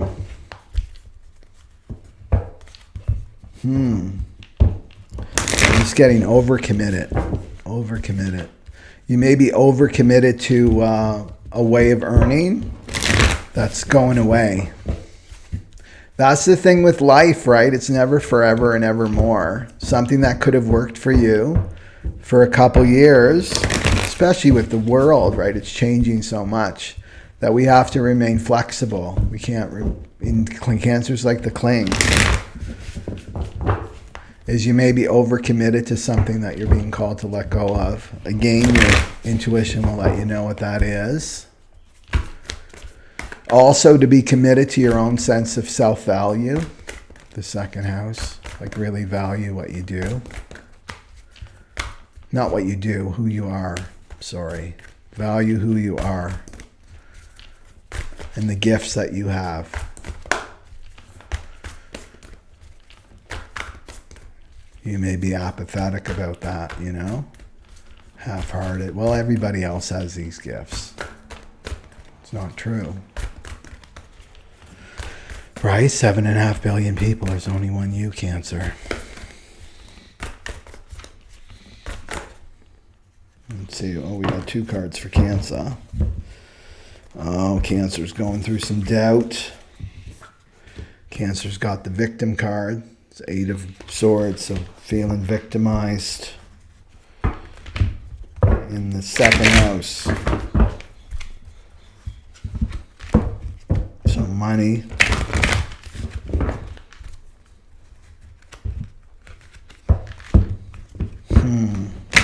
Let's see what the other card is. So doubts, there could be some doubts about yourself and your ability to earn.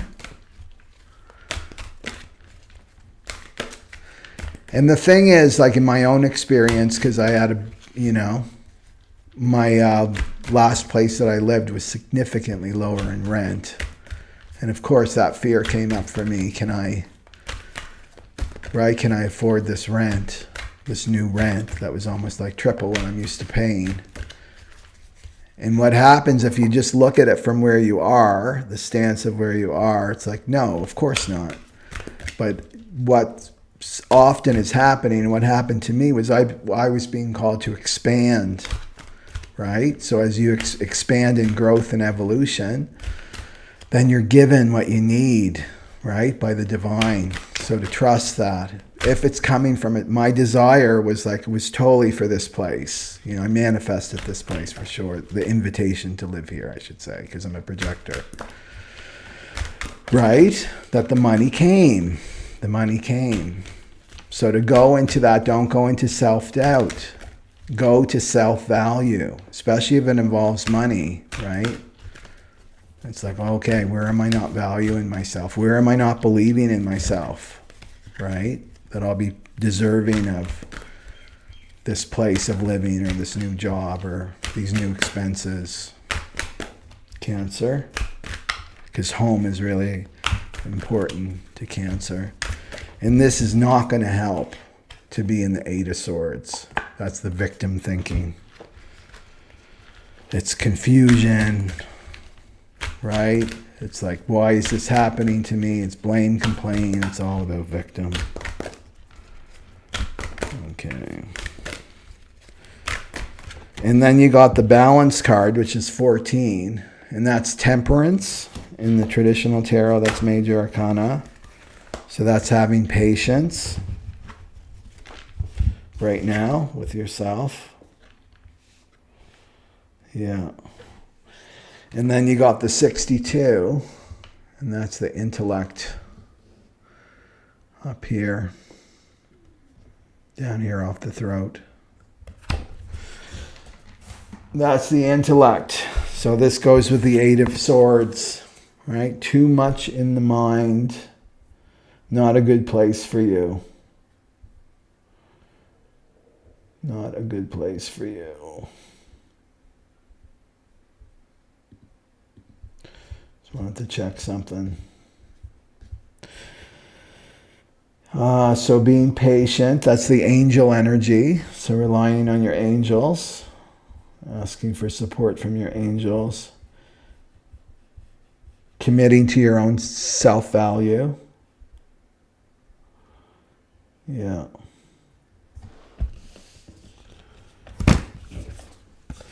And it's about letting your heart take the lead.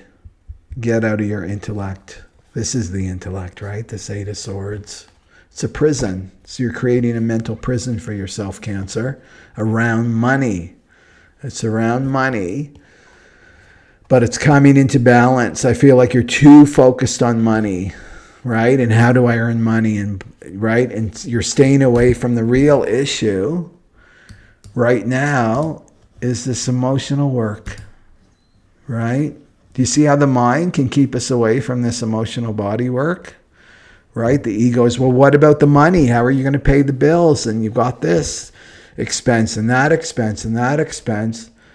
And it keeps you in this postponement phase. Well, I'll deal with the emotions and everything in my internal work like later, once I get my home together, or whatever is going on for you, Cancer. But it's keeping you from the real work, and the real work is there. And there's nothing like money to bring up fear. And that fear is not the money, the lack of money is not coming from the lack, or the fear isn't coming from the lack of money. Those are just the details. You got to go to the emotional content. This is the work. That's the work right now. Right? Is to get out of your mind. Let your heart lead. Right? Say those mantras, whatever mantras make you feel safe. Right? and feel that fear that's coming up. That's all. It's all about feeling the frequency of fear that's coming up around money and lack. And I tell you right now, it has to do with your own sense of self-value. Right? So not overthinking. This is overthinking. Overthinking. Yeah. And then this temperance card, which is healing. It's healing. It's moderation. It's coming into balance. It's like I'm spending way too much time worrying about money, worrying about these things. I need to bring in some self-care, right? I need to be loving myself right now and having patience with this process, not to hurry through it, you know? But the process is the emotional work, especially now. This is for everybody because humanity is evolving through the emotional body. Yeah.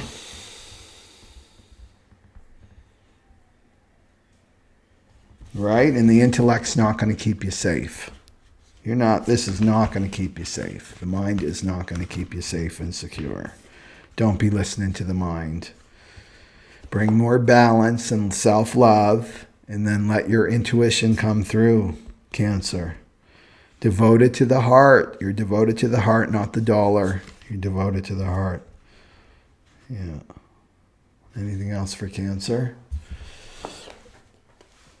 Yeah, let your heart lead. Time to put away the intellect. And it's difficult, right? Because it brings up that flood of fear that you're trying to avoid. But that's the work, Cancer. That's the work. Okay. Is that it for Cancer? Yeah. And then let's go for Leo. Leo the lion. Leo the lion. There we go. Leo. Okay.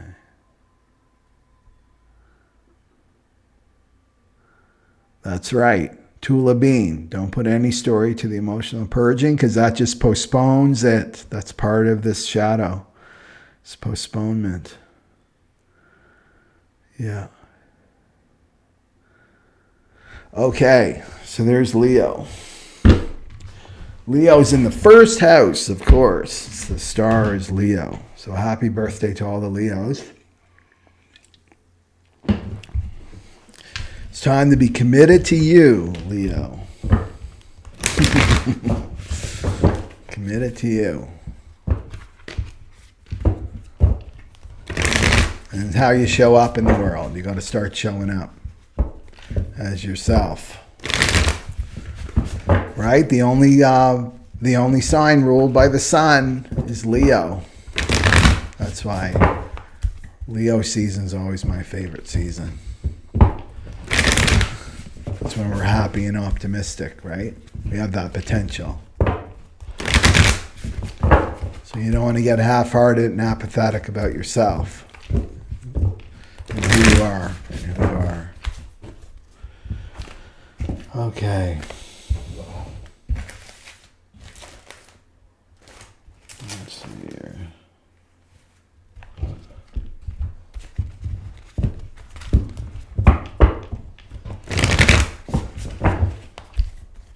So it's committing your way. It's also about how you show up in the world.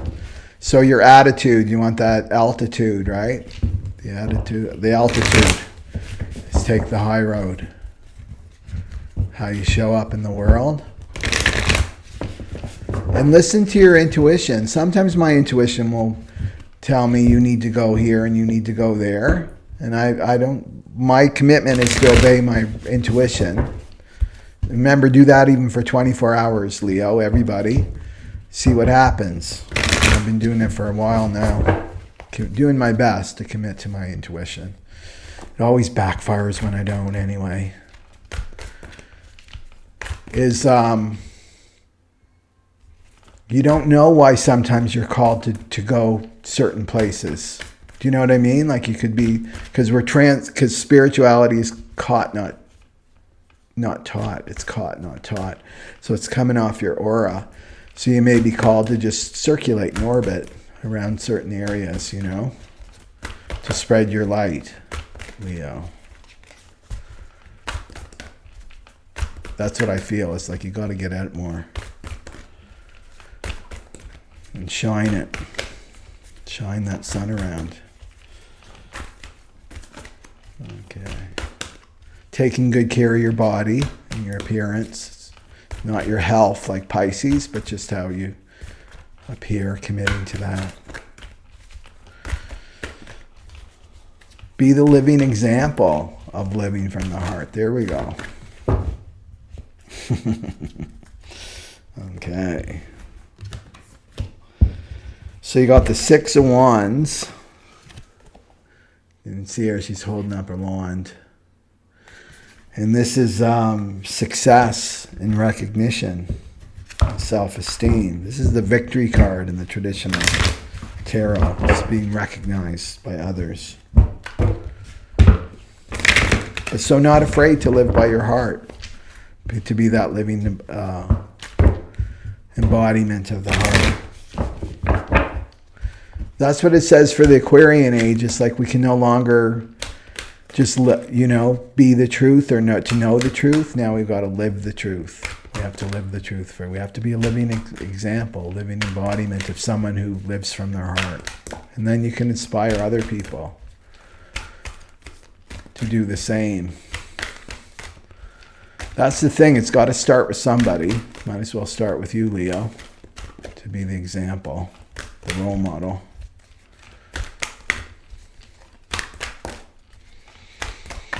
What do we got here?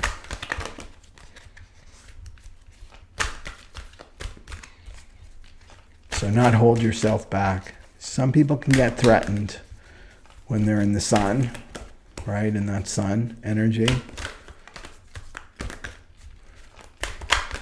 But they're just having their experience of you. Okay, what's the card for Leo? Good self-esteem, success, especially if you're a Leo projector. That's the projector card, success, being recognized.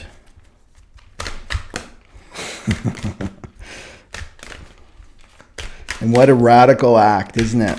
What a radical revolutionary act it is to live from your heart on this planet. Sad, but true. Okay, and you got the 56. Right there, you got the 56, and that comes off the throat chakra up there by the 23. This is the shadow of distraction, and it's the gift of enrichment, and it's the city of intoxication. Intoxication. So this is about being the divine drunk, right? Not drunk on alcohol, but drunk on love. That's what Leo is being called to do. Yeah. And to not get into distraction. So distraction and apathy. Yeah. Don't get distracted by apathy. Or people who are reacting to you with that people are funny, but it's all the ego, you know? The ego feels threatened by any kind of happiness, you know? The ego wants to be miserable. It wants you to be miserable. Right? Misery loves company. That's not what this is. This is a big distraction for you. Yeah.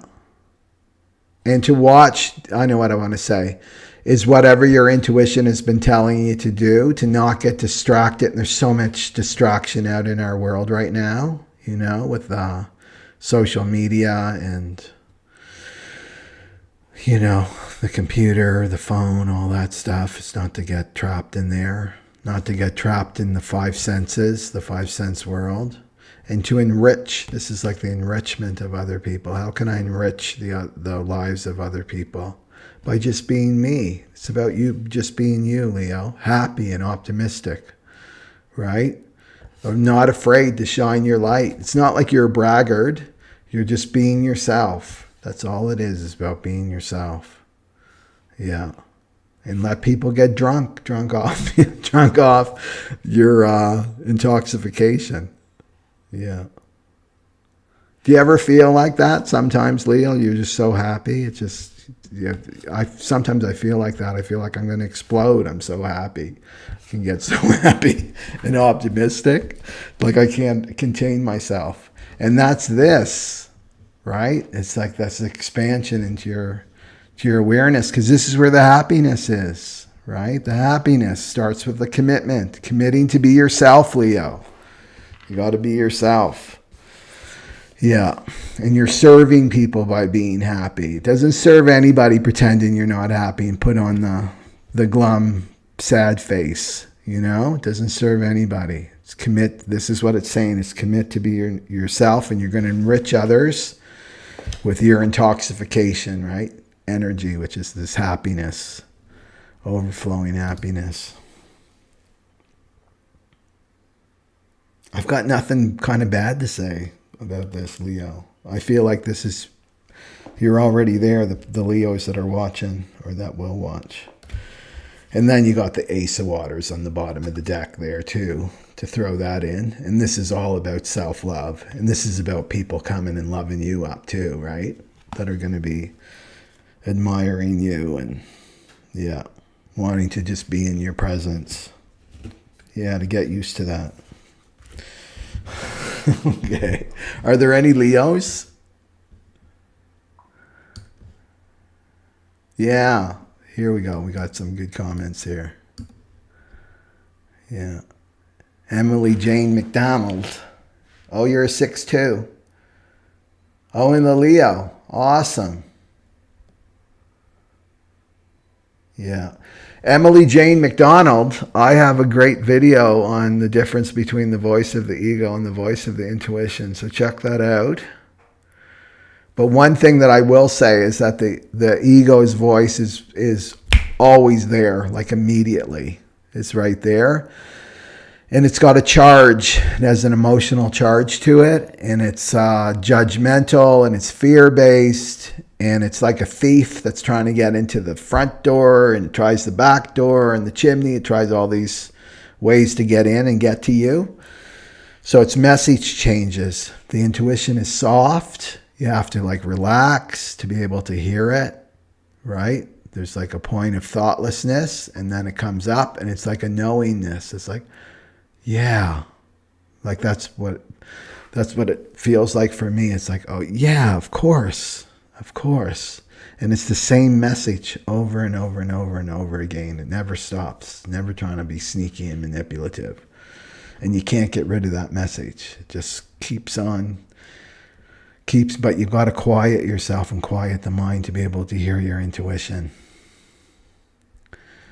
Okay. Yeah. Yeah, see, this is how sick our world is. This is a really good point, this Emily Jane McDonald says. I feel like people try to deplete that joy in me to keep me realistic. Yeah, that's what the ego says. You got to be realistic. And isn't it sad that people are so suspicious of others that are happy? You know? So what's that person up to? What do they want from me? Right? Why are they happy? This is a suspicion. Yeah. And really humans, I mean, I feel like that's our natural state is happiness. This is who we are. And then we make other people happy by being happy. So you want to be contagious in that way. Okay. Let's go for Virgo. Let's get here. It's Virgo.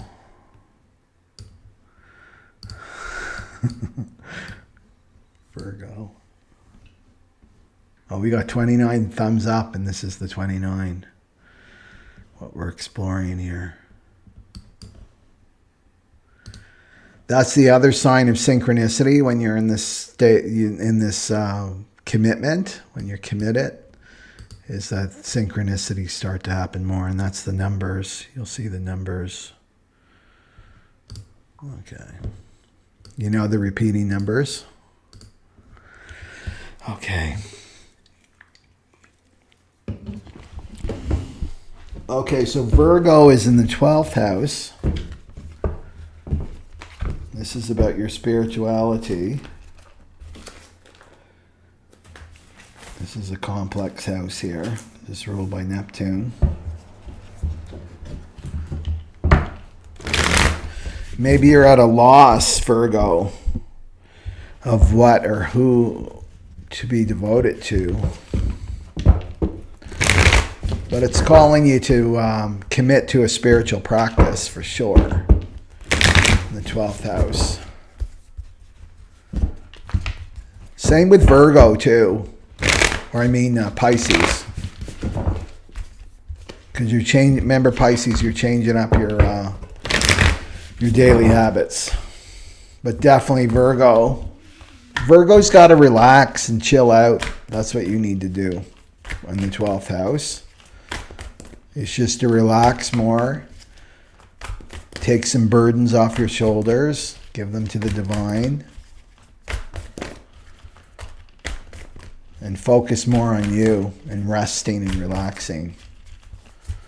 Let's see what Virgo's got here. And don't get apathetic about how important rest and proper sleep is for you. Oh, yeah. Okay. So you got some emotion cards. So you got the 5 of Waters, the 5 of Cups. Can you see her? She's like on her knees with her hands in her head in her hands, crying. This is the regret card. So there's going to be some kind of disappointment that you've experienced. Regrets maybe you've had in your life, because it's the 12th house, so it could be past life memory too. Remember with these solar flares, like the emotions can be coming from your past lives too, not just this lifetime. Especially in the 12th house, there could be some regrets and disappointments from your past lives coming up to be cleared and felt. Being felt, that's the key word, is to feel it. And you need to forgive yourself. To do some kind of ritual or meditation, you can forgive yourself. Yeah.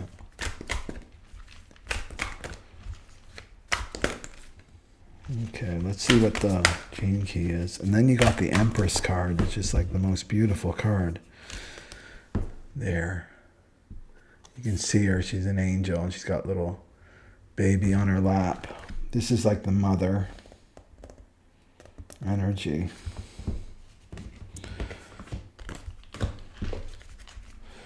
The Empress is like nurturing. It's about nurturing. It's the feminine. It's the divine feminine.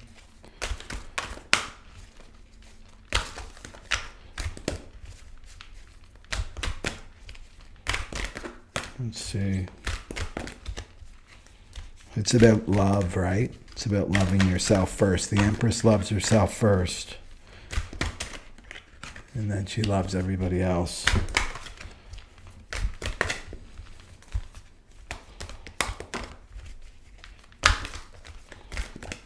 Yeah. So taking some time, Virgo, to yourself, this is like a little retreat, like taking a little retreat. You can do even that at home. You can have your own little spiritual retreat. Taking time to yourself in the 12th house to relax, nurture yourself, right? To let and feel this 5 of Water, this disappointment, regret. And then you got 35. And that's way up here on the throat chakra that joins up with the 36. This is turbulence. Remember, Neptune is in the 36 turbulence. So this is hunger. And hunger is about looking for the next experience, looking for something to make yourself feel better. But you're looking outside of yourself. It's about serotonin too. The 35 is all about serotonin. Right? Like searching for things to up your serotonin level in your brain, basically. But the shadow frequency is causing the low serotonin. So this is saying the 35, this is the wormhole. This can take you to another, just because it's the 12th house too, can take you into another realm pretty quickly. This is like a wormhole through the emotional body, right? So it's about getting into the adventure mode. That's what the 35 is adventure. Become that emotional adventurer. You know, you can't travel on the plane. You can't go on a trip to a retreat or something. Go inside and be the adventurer, right? Explore these new areas of you, these emotional areas, right? But the only way through, this is your emotional body work right here, is to deal with this. Any regret from your life, disappointment, right? Because it's the shadow of the apathy. You could have feared you made a mistake. I made a mistake in my life by marrying this person or being in this relationship for so long. Just to feel it. That's all you have to do. You don't need to act on anything. Just feel it. This is the disappointment, the regret, and forgiving yourself. And then the Empress is to love. So this is a good thing, Virgo, right here, right? It's like I'm going to open up to this regret that I have. I don't know what Michael's talking about, but I'm just going to open myself up to it. It's like, okay, divine, I'm open to any forgiveness work I need to do on myself or others. This disappointment that I have had, maybe mistakes, regrets I made in my life, right? And then I bring in this Empress to help me, right? This Empress energy to love myself. Take care of myself, nurture myself while I go through this process. Because she's like the mother, right? The Empress is like the mother, and the mother's going to go in the womb with you. Do you see? You're going through the emotional body, you're going through the womb, the tunnel, to spirit awareness on the other side. And you got the Empress there to be like the midwife. She's going to be holding your hand. That energy will be holding your hand through. You just have to call on it because it's the 12th house. Your angels are going to be there. That's the house of angels. It's the house of your ancestors that will help you through this process. Yeah. But not look, the shadow is looking outside of yourself. So this could even be a person, right? Because we can get like a hit by helping somebody. But helping somebody for the wrong reasons so that you're focused on someone else and not you. Right? That's the wrong reason to help somebody. You're using that person. You're not really helping them. Right? So to get out of that, be the adventurer. I'm going to be the adventurer. Right? Indiana Jones of the emotional body. I'm going to walk through that tunnel with the Empress, with my mother, Divine Mother, and I'm going to finally feel all these feelings that are stuck from the past. This is all about the past. That's what I see for Virgo. And just commit it to your heart, commit it to your intuition, right? That's guiding you through this healing process. Look, it's 444. Talk about numbers. Yeah, that's for Virgo. You're not responsible for everybody else, Virgo. It's time to take some time for yourself and your own healing. Especially now, right? We've got this window of time this year. During Leo season. Okay. So let's go for Libra. Let's see what we got for Libra. Libra, the relationship people. And that's going on in your 11th house. Of friendships. It's also your hopes and dreams, Libra. Maybe you need to get out of this apathy around your hopes and dreams. Like, I don't even want to look. I don't even want to look into the future. Whatever happens, happens. I leave it to the fates, right? Libra. It's like, no. The 29 there is telling you it's time to commit. Commit to your vision. It's time to look at your vision, your long-term vision for the future. And it's got to come from your heart, right? It's to come from your heart. It's also about your friends, so surrounding yourself around your friends who are also devoted to their hearts, following their heart and their own intuition.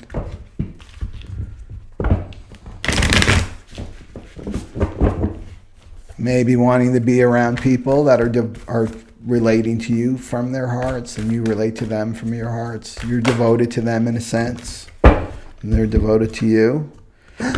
You got the Empress card. We're in love mode now here. Maybe as a Libra, you wanna have a child, because that's the fertility card. Maybe that's a hope and dream of yours, is to have a child. Yeah, you may want children. It's to own that. Right? Not just because Libras can get wishy-washy. To own it. It's like, well, I don't have a partner. Well, it doesn't mean you can't make that a long-term vision for you. Right? The universe will give you the partner. Will give you that co-parent. So it's about committing to it, committing to this, what you want. Like, just sit down. Sometimes that's really challenging for people. It's like, what do I want? Not what I want, sorry, because that's the ego language, is what I want. It's what does my soul need, right? What is my soul calling me to do in this lifetime? That one just leapt. That's the 47. You see that one? So that's coming up off the Ajna right there, the 47. This is a heavy one.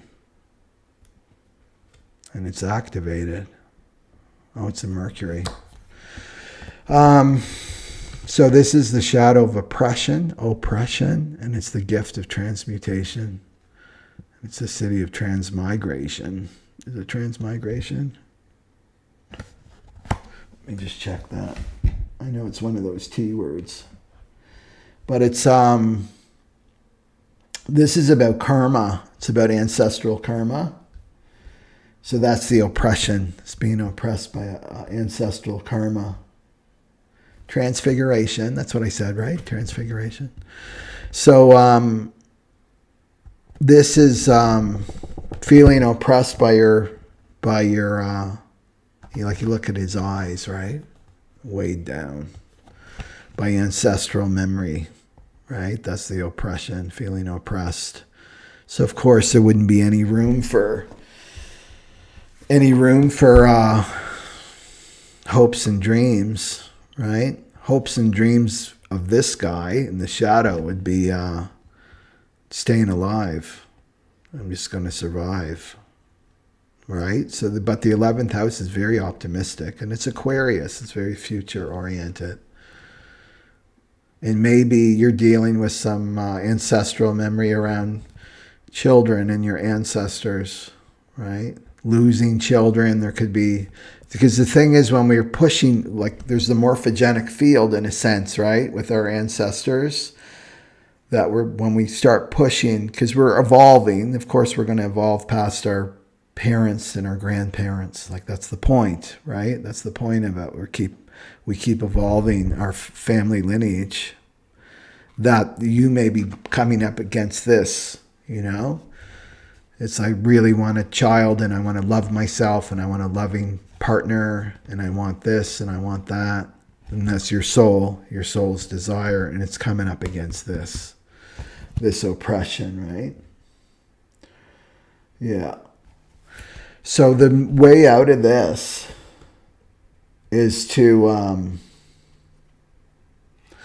be optimistic. It's the 11th house. It's to be optimistic. To don't let these thoughts. These are old ancestral thoughts that are dragging you down, right?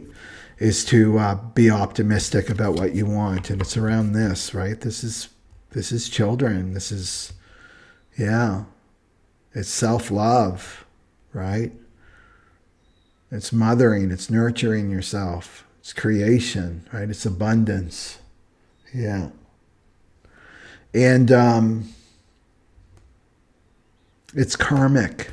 This one is very, very karmic. Yeah. So this could be part of your karma, is to have a child. But it doesn't have to be a heavy thing, right? Your karma can transfigure, transmute, because it's a transmutation card, into Dharma, right? Your soul purpose. That even you may be feeling like really like a child. Really? No, it's like I'm in no state to have a child. I'm this age. I earn this much money. I'm not stable. I'm not this. I'm not that.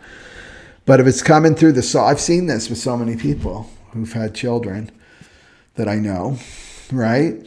That as soon as you commit, okay, my soul wants me to have a child.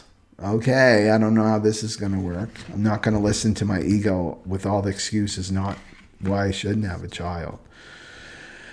I'm just going to listen to it. I'm going to obey it, right? Then everything starts to rearrange and everything gets orchestrated, and suddenly you start changing. I've seen this with people. Their diet suddenly starts changing. They start dropping these bad habits. They attract this perfect job. They attract this perfect partner. Everything lines up. That's the gift of commitment, right? So it's about committing to whatever your soul is telling you. And it's something around this Empress energy, right? Which is motherhood, fatherhood. Yeah. And then you're in your Dharma and you're like, I can't believe I was resistant to this. This is such, I've talked to fathers about this. It's like, I never knew I could love something so much, right? Then this child, when I looked at that baby for the first time, it's like everything else just disappeared. It was like, this is my Dharma, is to be a parent. So that's what I would look at there. And that somehow you're healing your ancestral line with whatever the soul is coming through right now for you, Libra, it's healing your ancestral line. Yeah. Or it could be you're being called to take a parent role, maybe with one of your friends or something, to take a little bit more responsibility for raising a child. That's what I see. Because these new children that are coming in, they're going to need, they're choosing the right parents, right? They're going to need Aquarian type parenting, not old Piscean type parenting. There's a whole other new species coming in right after 2027. Okay. Let's go for Scorpio. The Scorpions, and we're getting close to the end.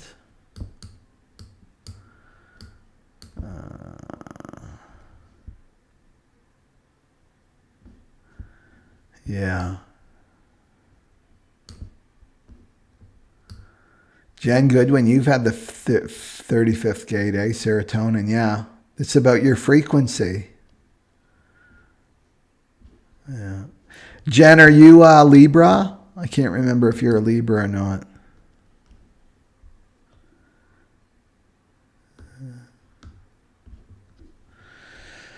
Okay. Okay, so we got Scorpio. Keep my focus here. Scorpio. The Scorpions. In the should be 10th house. The 10th house. 12, 11, 10. Okay. Oh, Libra rising. I would look at children, Jen, because you're a Libra rising, possibly.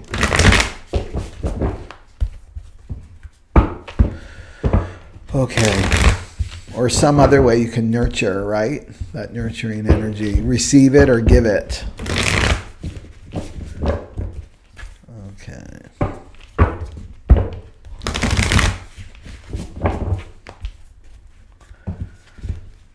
Okay, what do we got for Scorpio?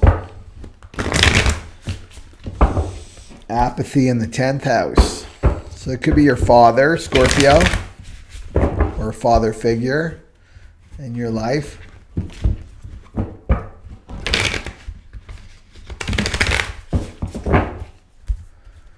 But it's also about, right, committing to your vocation. It's your sole purpose. Okay, what do we got for Scorpio?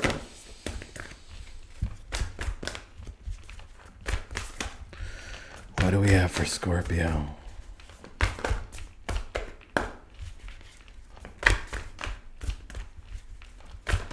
In the 10th house.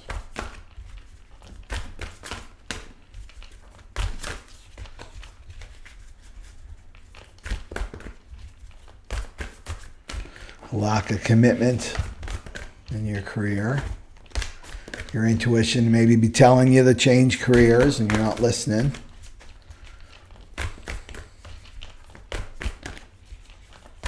Fear of making a mistake, right? But I'm in a job that's secure and I make all this money and... Oh, you got three cards here. Typical of Scorpio. Heavy cards. So you got the 5 of Pentacles. So you're worried about money. So that's lack.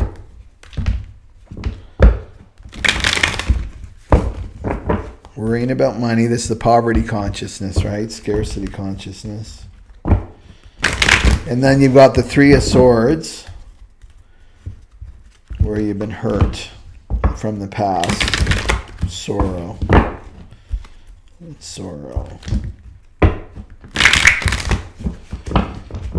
Okay, let's see here.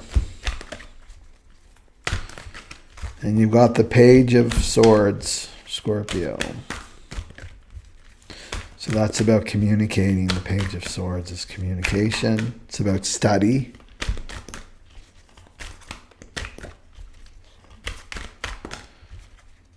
Oh, let's see. What's the other card for Scorpio? For Scorpio.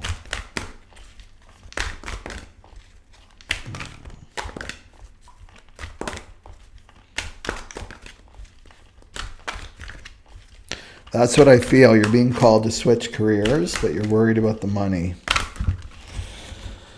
How you're going to make the money.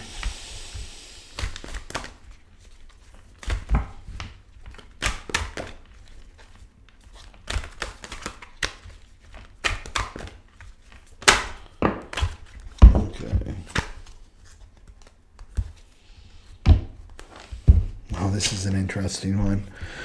This is the 11, and that comes off the Ajna up here, the 11 to the 56. And this is the shadow of obscurity. It's the gift of idealism, and it's the city of light. So this is connected to the galactic center. The 11, this particular one. So light is being obscured from you. Around your vocation. So you can see the 3 of Swords, right? You see the angels behind her. She's like in deep sorrow, crying. This is like, if you see the traditional tarot, it's the heart and then the 3 of Swords going into the heart, stabbed in the heart. Yeah. So my sense is this 5 of Earth, because again, money is neutral. Right? Money is neutral. It's whatever we project on it. Right? So it's around our fears. But I feel with Scorpio, what's hiding is this sorrow that you have this broken heart that you have to heal. And the 5 of Earth is like stirring it up. You know? Sometimes we need like a major money problem to get at this. It's not about the money. It's about this of opening up our hearts. Right, Scorpio? Scorpio knows this. Scorpio's gone through major transformation. That's what Scorpio does. Right? So the money is like pushing you into that tunnel, basically. My intuition is saying I've got to change jobs and I want security and I want this and I want that. And all it's doing is avoiding this. Right? That's what the ego is telling you. Right? Don't. It has nothing to do with your broken heart. Don't listen to him. It's all about money. Money will solve everything. That's what the ego says. All I need is money. All I need is money. And it keeps you up in the head, right? And you're not postponing your sole purpose. That's what this shadow is. You're postponing it. You're apathetic, you know? That's what it means to be apathetic. It's like, I'm just going to worry about money and I'm not going to do this emotional work. Where the real work is this. This is the real work. And then everything rearranges itself. And then you go towards what your intuition is and heart has been telling you to go towards. But this is like needs forgiveness. And I bet it's around your father because it's in the 10th house, right? It's around your father. You need to forgive your father.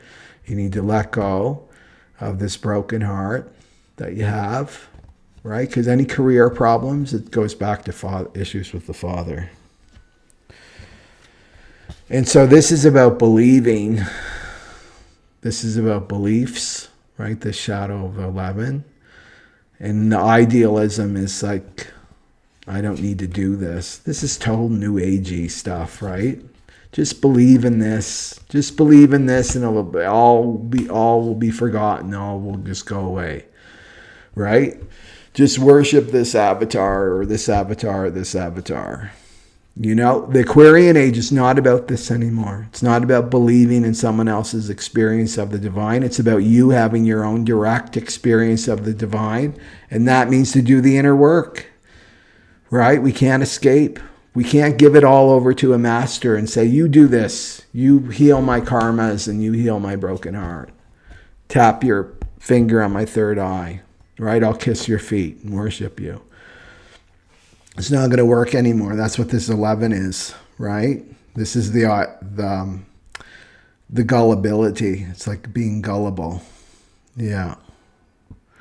So what I see here is like to go towards the real light, which is to go through this emotional body, right? Anybody trying to take you away from emotional work and saying you don't need to do shadow work, here's what you do. You don't need to do inner child work. You don't need to do emotional work, any inner work at all. It's the false light. It's this shadow, right? So that's what I would say to you is like to deal with this. And then this 5 of earth will take care of itself. And to get curious, right? To get curious. And to me, again, it's letting your inner child speak. This is what this page of swords is talking about. Right? So about use the non-dominant handwriting again.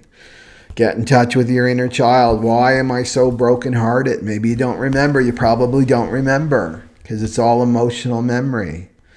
Right? So then you ask a question and then the non-dominant hand you answer. And then something will happen. That inner child will say something and you are in touch with your inner child then. And it's going to unlock these emotions. It will unlock this 3 of air, right? So this is saying have your direct experience with the divine, and that's what gives, when you do your own work, that's what gives you your own direct experience with the divine. And then this lack and worry will take care of itself because it's not about this. It was never about this lack and worry. This is all about postponing, going in here, Scorpio, right? And if all the signs know this, you know this, right? If you're a Scorpio, you're here to transform. That's what you're all about. You're all about transformation, right? And deeply emotional, the deep, deep emotions, water sign Scorpio, right? So don't get caught up in the pentacles in the earth plane. Your work is the emotional work. And then you're going to have the direct experience with the divine. This is light, true light. Yeah, what you're seeking. But there's a big broken heart for Scorpio to heal. Yeah. And to be truthful and to communicate. That's what the page of swords is saying, to communicate. Okay. Let's go for Sagittarius. Jen Goodwin asks, can 10th house be mother if mother was? Yes, definitely. Yeah. Because sometimes they can switch. The father can be more the Cancer, 4th house. And then the mother can be the 10th house. right? If she has more yang energy and he's got more yin energy, they can flip like that. Yeah. Yeah, so keep that in mind, Scorpio. Could be a mother, if your mother was more like a father figure and vice versa. That happens. Okay, let's go for the Sagittarius.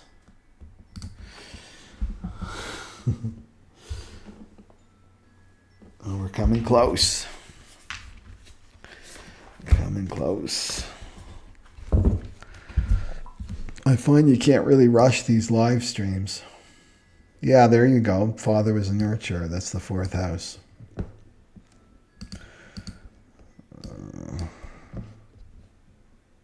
Doesn't mean that your mom was more of a man and your father was more of a woman. It was just it's about energy.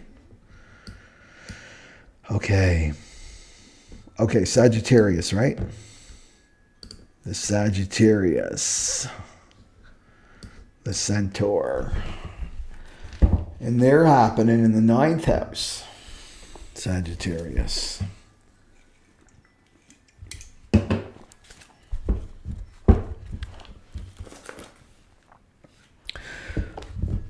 So this is your natural house anyway, Sagittarius, because Sagittarius traditionally rules the 9th house.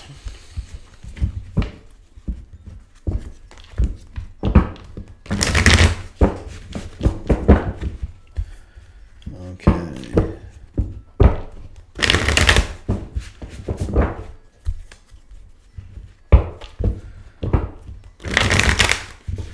So it's about stories. That's what I'm hearing. It's about your stories. What stories are you writing for your life? Like what stories? Are you writing new stories for yourself, Sagittarius? Right? Or are you letting... Right? Sagittarius is the archer. Do you have your bow back? Or, right? Or are you just like postponing it, leaving it to the fates? Right? Where's your arrow pointed, Sagittarius? Like, where do you want to go? Is it optimistic? It's about your worldview. You want an expansive worldview.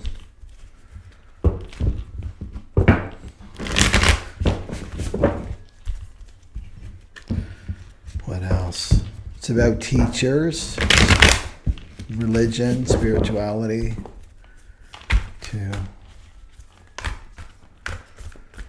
Maybe you're being called to commit to a teaching, a spiritual teaching that works for you. Okay. Is that it? Okay. Okay. So you got the 7 of Cups, and that's confusion. Many, many options. You may have a lot of options. That's keeping you from committed to just one. Maybe you're spreading yourself too thin. You know? It's also higher education, so you're learning something, whatever. Maybe you're into a lot of different things. You got your hands in a lot of different pots, right? And it's the procrastination card. It's like, I've got all these choices, but I'm not going to commit to one. So it keeps me in procrastination mode, which is a big waste of your energy. And then you got the corruption card, too. So one of these pots is corrupt right there. That's what that's saying. Do you see all those cups? 7 of Cups. So there's all these different choices, but they're not all good choices.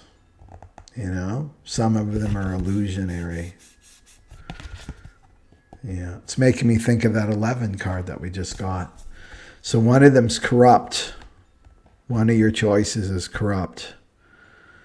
And so your mind's not going to figure that out, right? The mind's not going to figure out the deception, because the deception is created by the mind. So it's like a funhouse mirrors, right? It's just going to cause more and more confusion. So it's overanalyzing and keeping yourself from choosing. So how do you choose? Is through your heart and your intuition. That's how you have to choose, right? Right now. I just want to do one more card for that. And the 9th house is your intuition too. It's your intuition. So corruption is the frequency is off.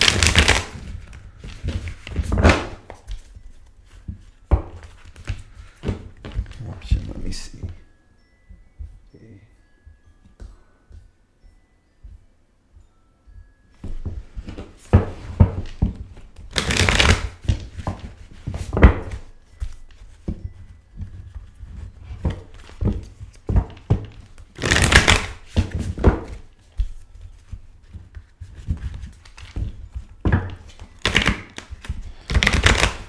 Okay, what goes with the 7 of water and equilibrium?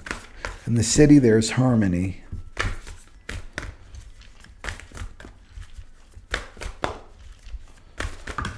Okay. Oh, another page. That one jumped out. So the Page of Wands. Creative, motivated, and enthusiastic. With the 7 of water. This is so Sagittarius too, right? Those wands. Fire, right? Because Sagittarius is a fire sign.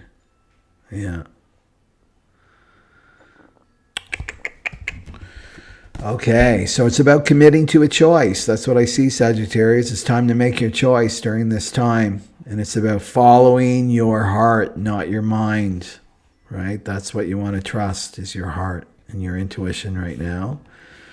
And to be open that you may not know with your mind what's correct for you, right? The mind doesn't know, but your intuition knows what's the right choice for you.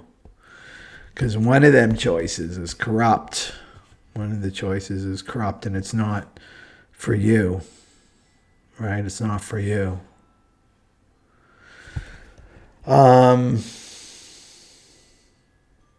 But your emotions, your feelings are going to tell you, like loud and clear, what's right for you.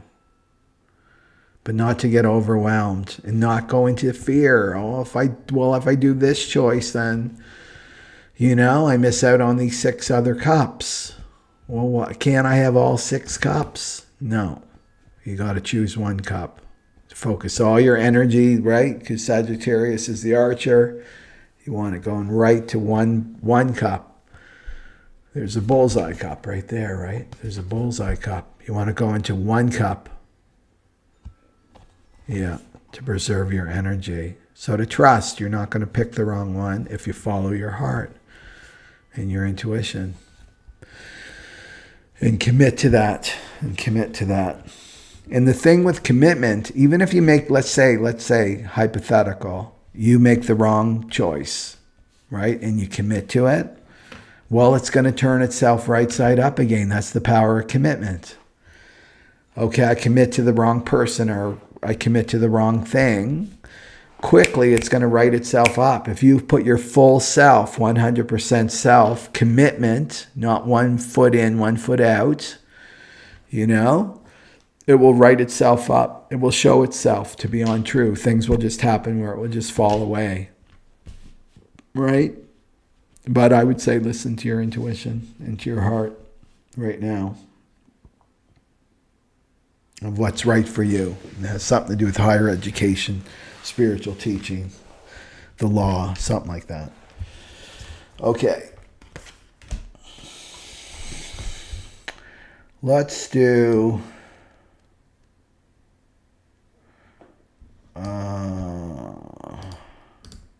Capricorn.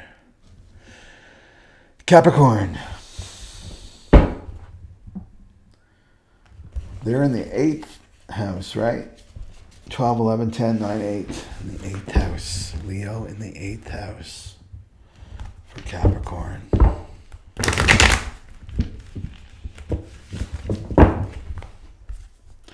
So this is committed to a marriage partner.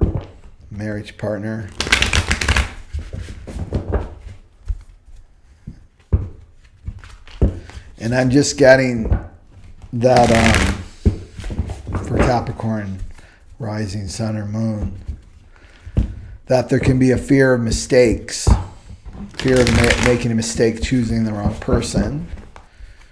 And it could be coming from your parents, because that's it's the trauma house, right? The 8th house. It's from your ancestors, right? So if you have, say, your parents divorced, Capricorn,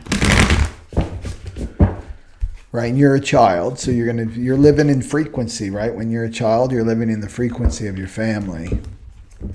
So even if you're really young and you don't really understand what's going on, you're going to pick up that frequency. So it could bring up a lot of fear, like making the wrong choice or even choosing to commit to someone. Well, my parents, right? They divorced. They were so unhappy. And then you take on that belief, right? You take on that belief.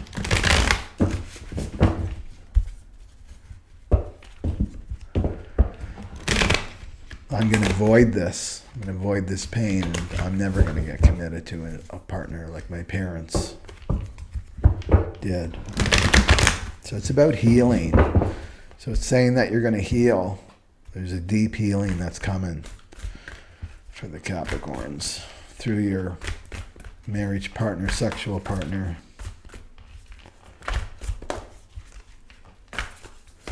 Right, all those subconscious patterns coming up to be healed.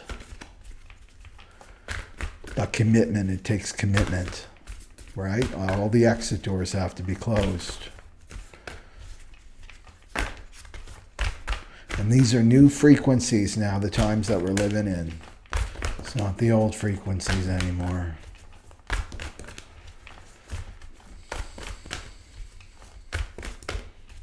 I really feel if you're committed to your spiritual journey, that these frequencies on the earth now are not gonna support dysfunctional relationships. Okay.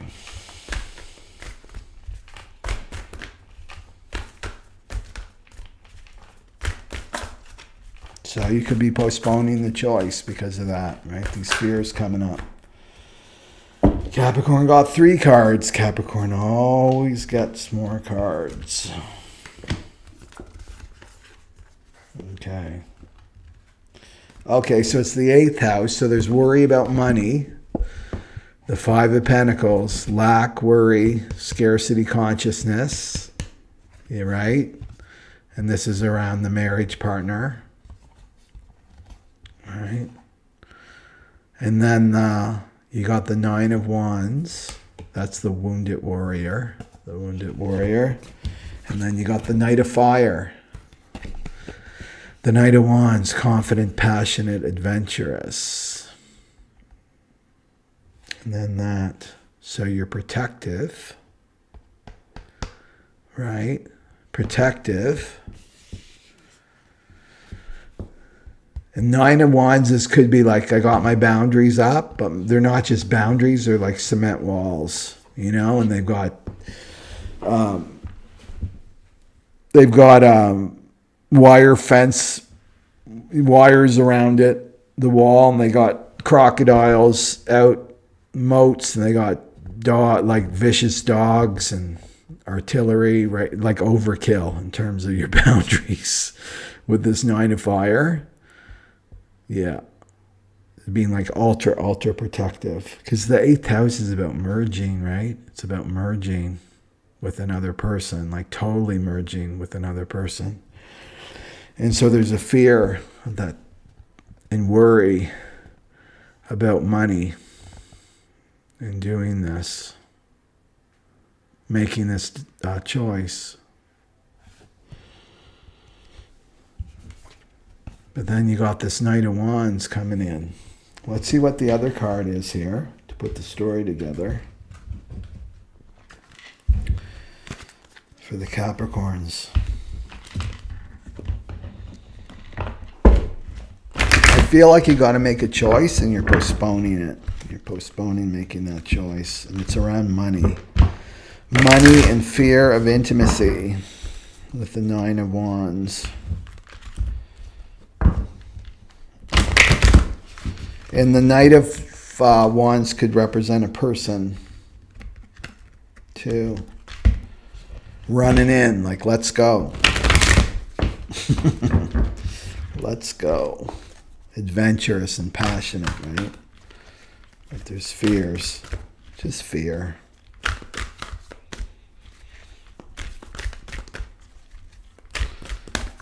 Okay.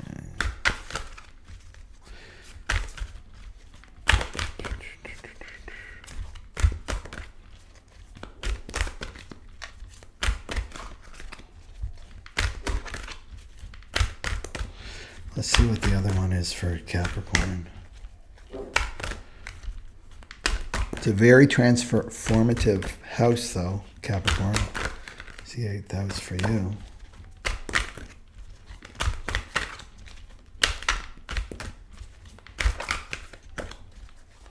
But the energy is calling you to commit. Okay, oh. Interesting. You got this card too. Forget how many times we got this card. So this is Judgment. Judgment, it's the gift of integrity. And it's the city of perfection. So like I said before, judgment is just how the mind works. So you can't stop judging. Because spiritual teachings are like, you got to stop judging. Well, you can't, because your mind, that's how your mind works. It judges this or that, this or that. So I feel like you're judging the situation, right?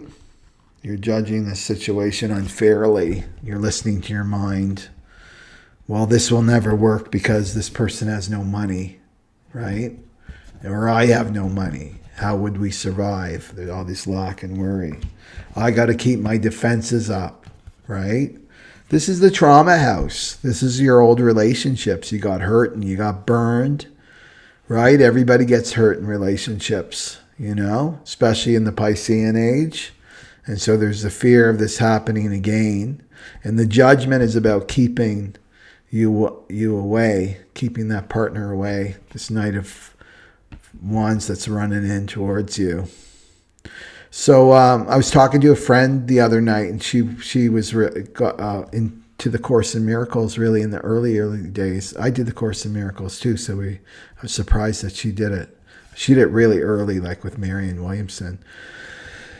And there was the teacher there was saying, you know, one of the teachings was when your soulmate arrives, right? The soulmate arrives, and then the ego comes up, and it's like, no, they're not going to do. They're too fat. They got no money. They drive a bad car, right? All the things that are wrong with that person. This is the judgment. That's how the mind comes in, the judgment. And all it's doing is keeping you away from that soulmate, right? So the person like slams the door. It's like, no, that's not my soulmate. That's not it, right? Not seeing beyond the form. Not seeing beyond the form. And beyond the form is the pull, right? It's about frequency that's pulling you both together. It's a divine intervention. It's a divine union, right? And anyway, my friend was saying, that's exactly what happened to me when I met my current husband. I had all these excuses why he wasn't my soulmate, right? That's what the ego does, to keep you away, right? From that energy, from that love, that divine love. So this is saying to not be falling for this judgment, not be listening to your mind. Your mind has no idea what's going on. And to commit. So commit to yourself first, you know? That's the way to do it.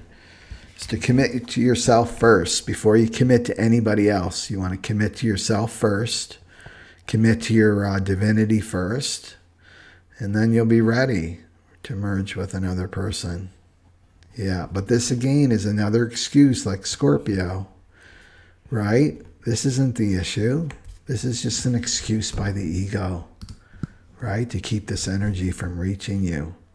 This is just about bringing the fears up. The fears are already inside you. 8th house, they've been there for a long time, right? These are ancestral fears. This is about power, feeling powerless, all feeling vulnerable, right? Everything that love brings up in us, all that stuff that needs to be cleared out, you know? And it's walking through this emotional body, right?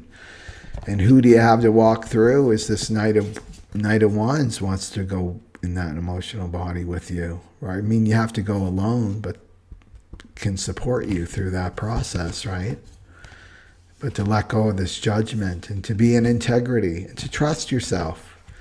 To me, that's all this is about trusting yourself. Devoted to your heart, devoted to your intuition and following that, obeying that. And then this takes care of itself. The money stuff will take care of itself. This is the real work, like I said to Scorpio, is to walk through that tunnel. Yeah. And then you're in integrity. Then you're in integrity. The inside's matching the outside, right? But right now, this is about keeping the hand up. It's like, no, I don't want love. I'm not interested in love.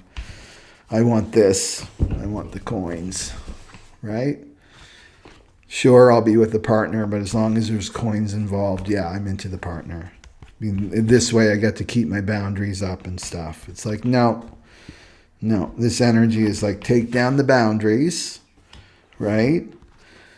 Stop listening to your judging mind and allow this to come in, this love to come in. This is just about getting to the fear. This is all about fear of intimacy. It's not about money. It's about fear of intimacy. So go to the emotional content of what's happening for you, not the details. Go to the emotional content. What emotions are coming up for me right now? Don't go in the story of the mind, right? The mind and ego are going to have the stories about what's going on, right? Don't. Leave this ego behind and move through here. And it's like, just feel the emotions without any conditions, like no stories. I'm just going to feel them right to the end, right? Because it's not about this 5 of Pentacles and worrying and fretting about money. This is not the issue. The issue is you, right? These fears that are coming up from deep. And the great thing about the 8th house, Capricorn, is it's like endings and beginnings, right? So you can clear this up. Finally. Maybe after lifetimes. For your ancestors too. Okay. So this is deep, deep, deep, deep healing. It's a deep, deep healing house. So time to commit. Just commit. Just do it. Say yes to the experience. Yes. Yes. Okay, let's end it with 1729. Let's end with Aquarius.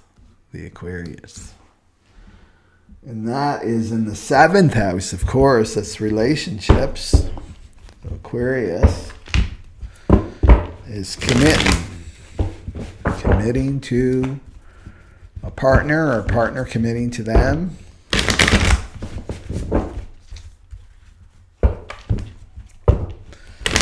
Postponing the decision.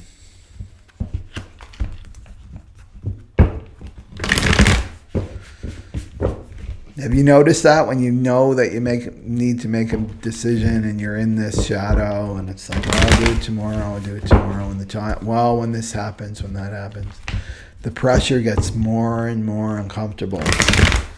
And the mind will make up a lot of excuses of why you're feeling that way. Oh, it's because of this, or something I ate, or I got to get my finances in order first. I need to, move into another place. I need to, whatever the excuses are. But as soon as you act on your intuition that you've been postponing on, immediately there's relief, right? That's one of the sutras. When the pressure of time is on, act and the pressure will be off. And it's true, even a little baby step will take off that pressure. Even saying to yourself, yes, I'm going to do it today. I'm going to do it today. I'm going to take one little baby step towards this. The pressure starts to leave. It's quite amazing. Okay, what do we got for Aquarius in the 7th house? Aquarius in the 7th house for commitment.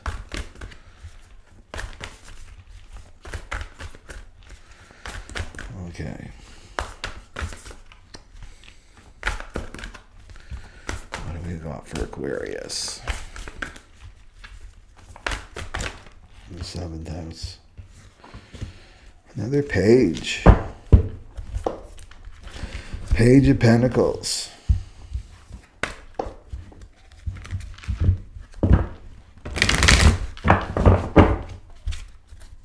That could be an offer too, Page of Pentacles. Some financial opportunity with a partner. So it can not just be a romantic partner, it could be a business partner. Maybe you're thinking about that, committing to a business partner, signing a contract.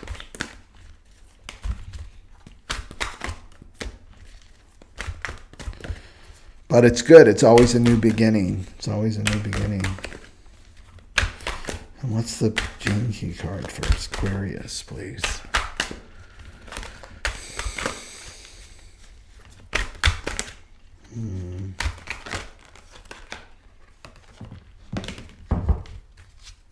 Oh, interesting. So you got the 43 right there. And that's the shadow of deafness.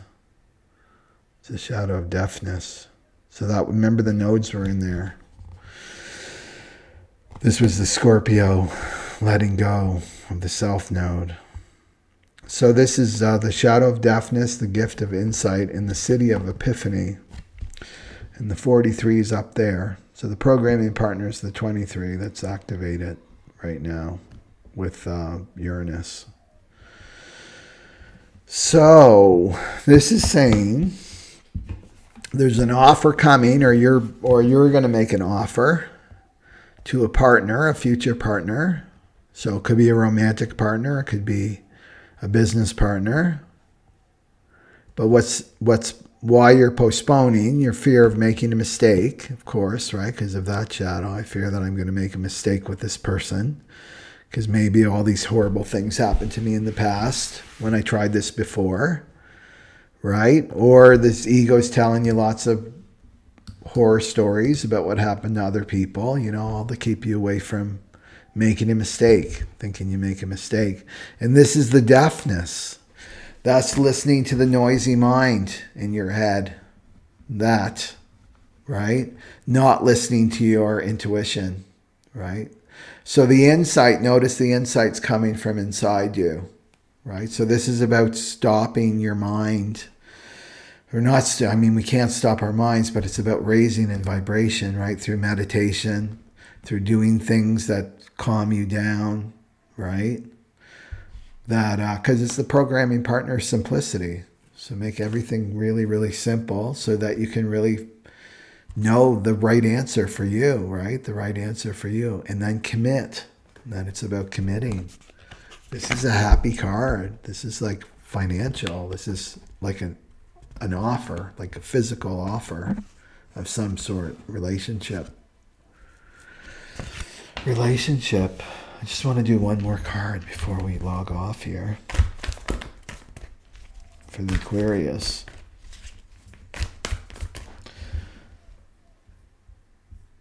Yeah.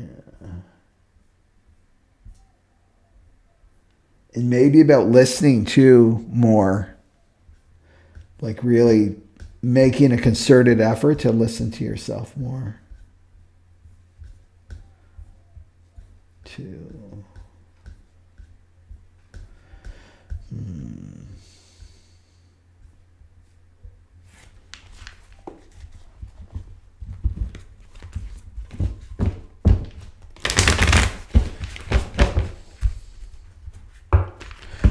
The 43-2 is also about listening to the status quo, not listening to yourself.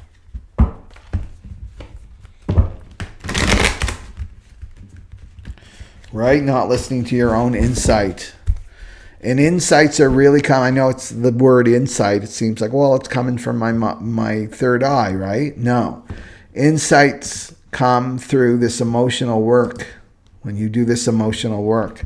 So whatever your fears are, I fear I'm going to make a mistake. I fear like I'm going to lose out if I choose this and I don't choose that. It's about making choices right now. Well, the insights come when you face the fear and you walk through that tunnel and you just feel the frequency of fear in your body and you get clear. And then the insight will come. It's coming from your purified emotional body, right? And it will be very, very clear for you.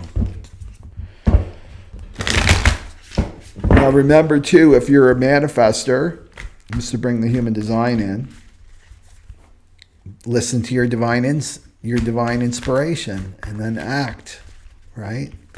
But you can't listen to that divine inspiration if you've got the noisy head, right? You're deaf. You're deaf to that divine inspiration.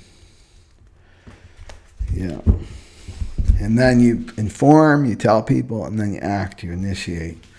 So you got the 8 of Earth. So this is somebody that wants to work with you. That's what this says, right? That wants to do the work, right? In partnership with you. Yeah. And then if you're a projector, you wait to be recognized and invited. And then if you're a generator, manifesting generator, you wait to respond, right, with these. That's what I see. But I feel like your choice is going to be good, right? If you choose this page of Earth, maybe you're the one that's to give this offer, right, to this other person. Yeah. But your insight will show you. Your insight will tell you. It won't steer you wrong. Okay. So there we go. So thank you, everyone, for showing up, for being here. And that's it. It's time to commit. So take some time to do what I said, 24 hours. I'm committed to only listening to my intuition. Nobody else. I'm not listening to my mother, or my father, or my sisters, or all my friends for advice. I'm going to listen to me and my intuition for 24 hours. Just 24 hours I'm going to commit to that. Easy commitment, right? And then just see what happens, what synchronicities happen. And then some of the other things, other tools that I shared on here too, right? And it's time to commit. It's time to make a choice right now. And it's all about following your heart. It's all about emotional fulfillment now. Okay? So have a great day or evening wherever you are in the world. And I'll talk to you soon. Okay? Sat Nam Aloha.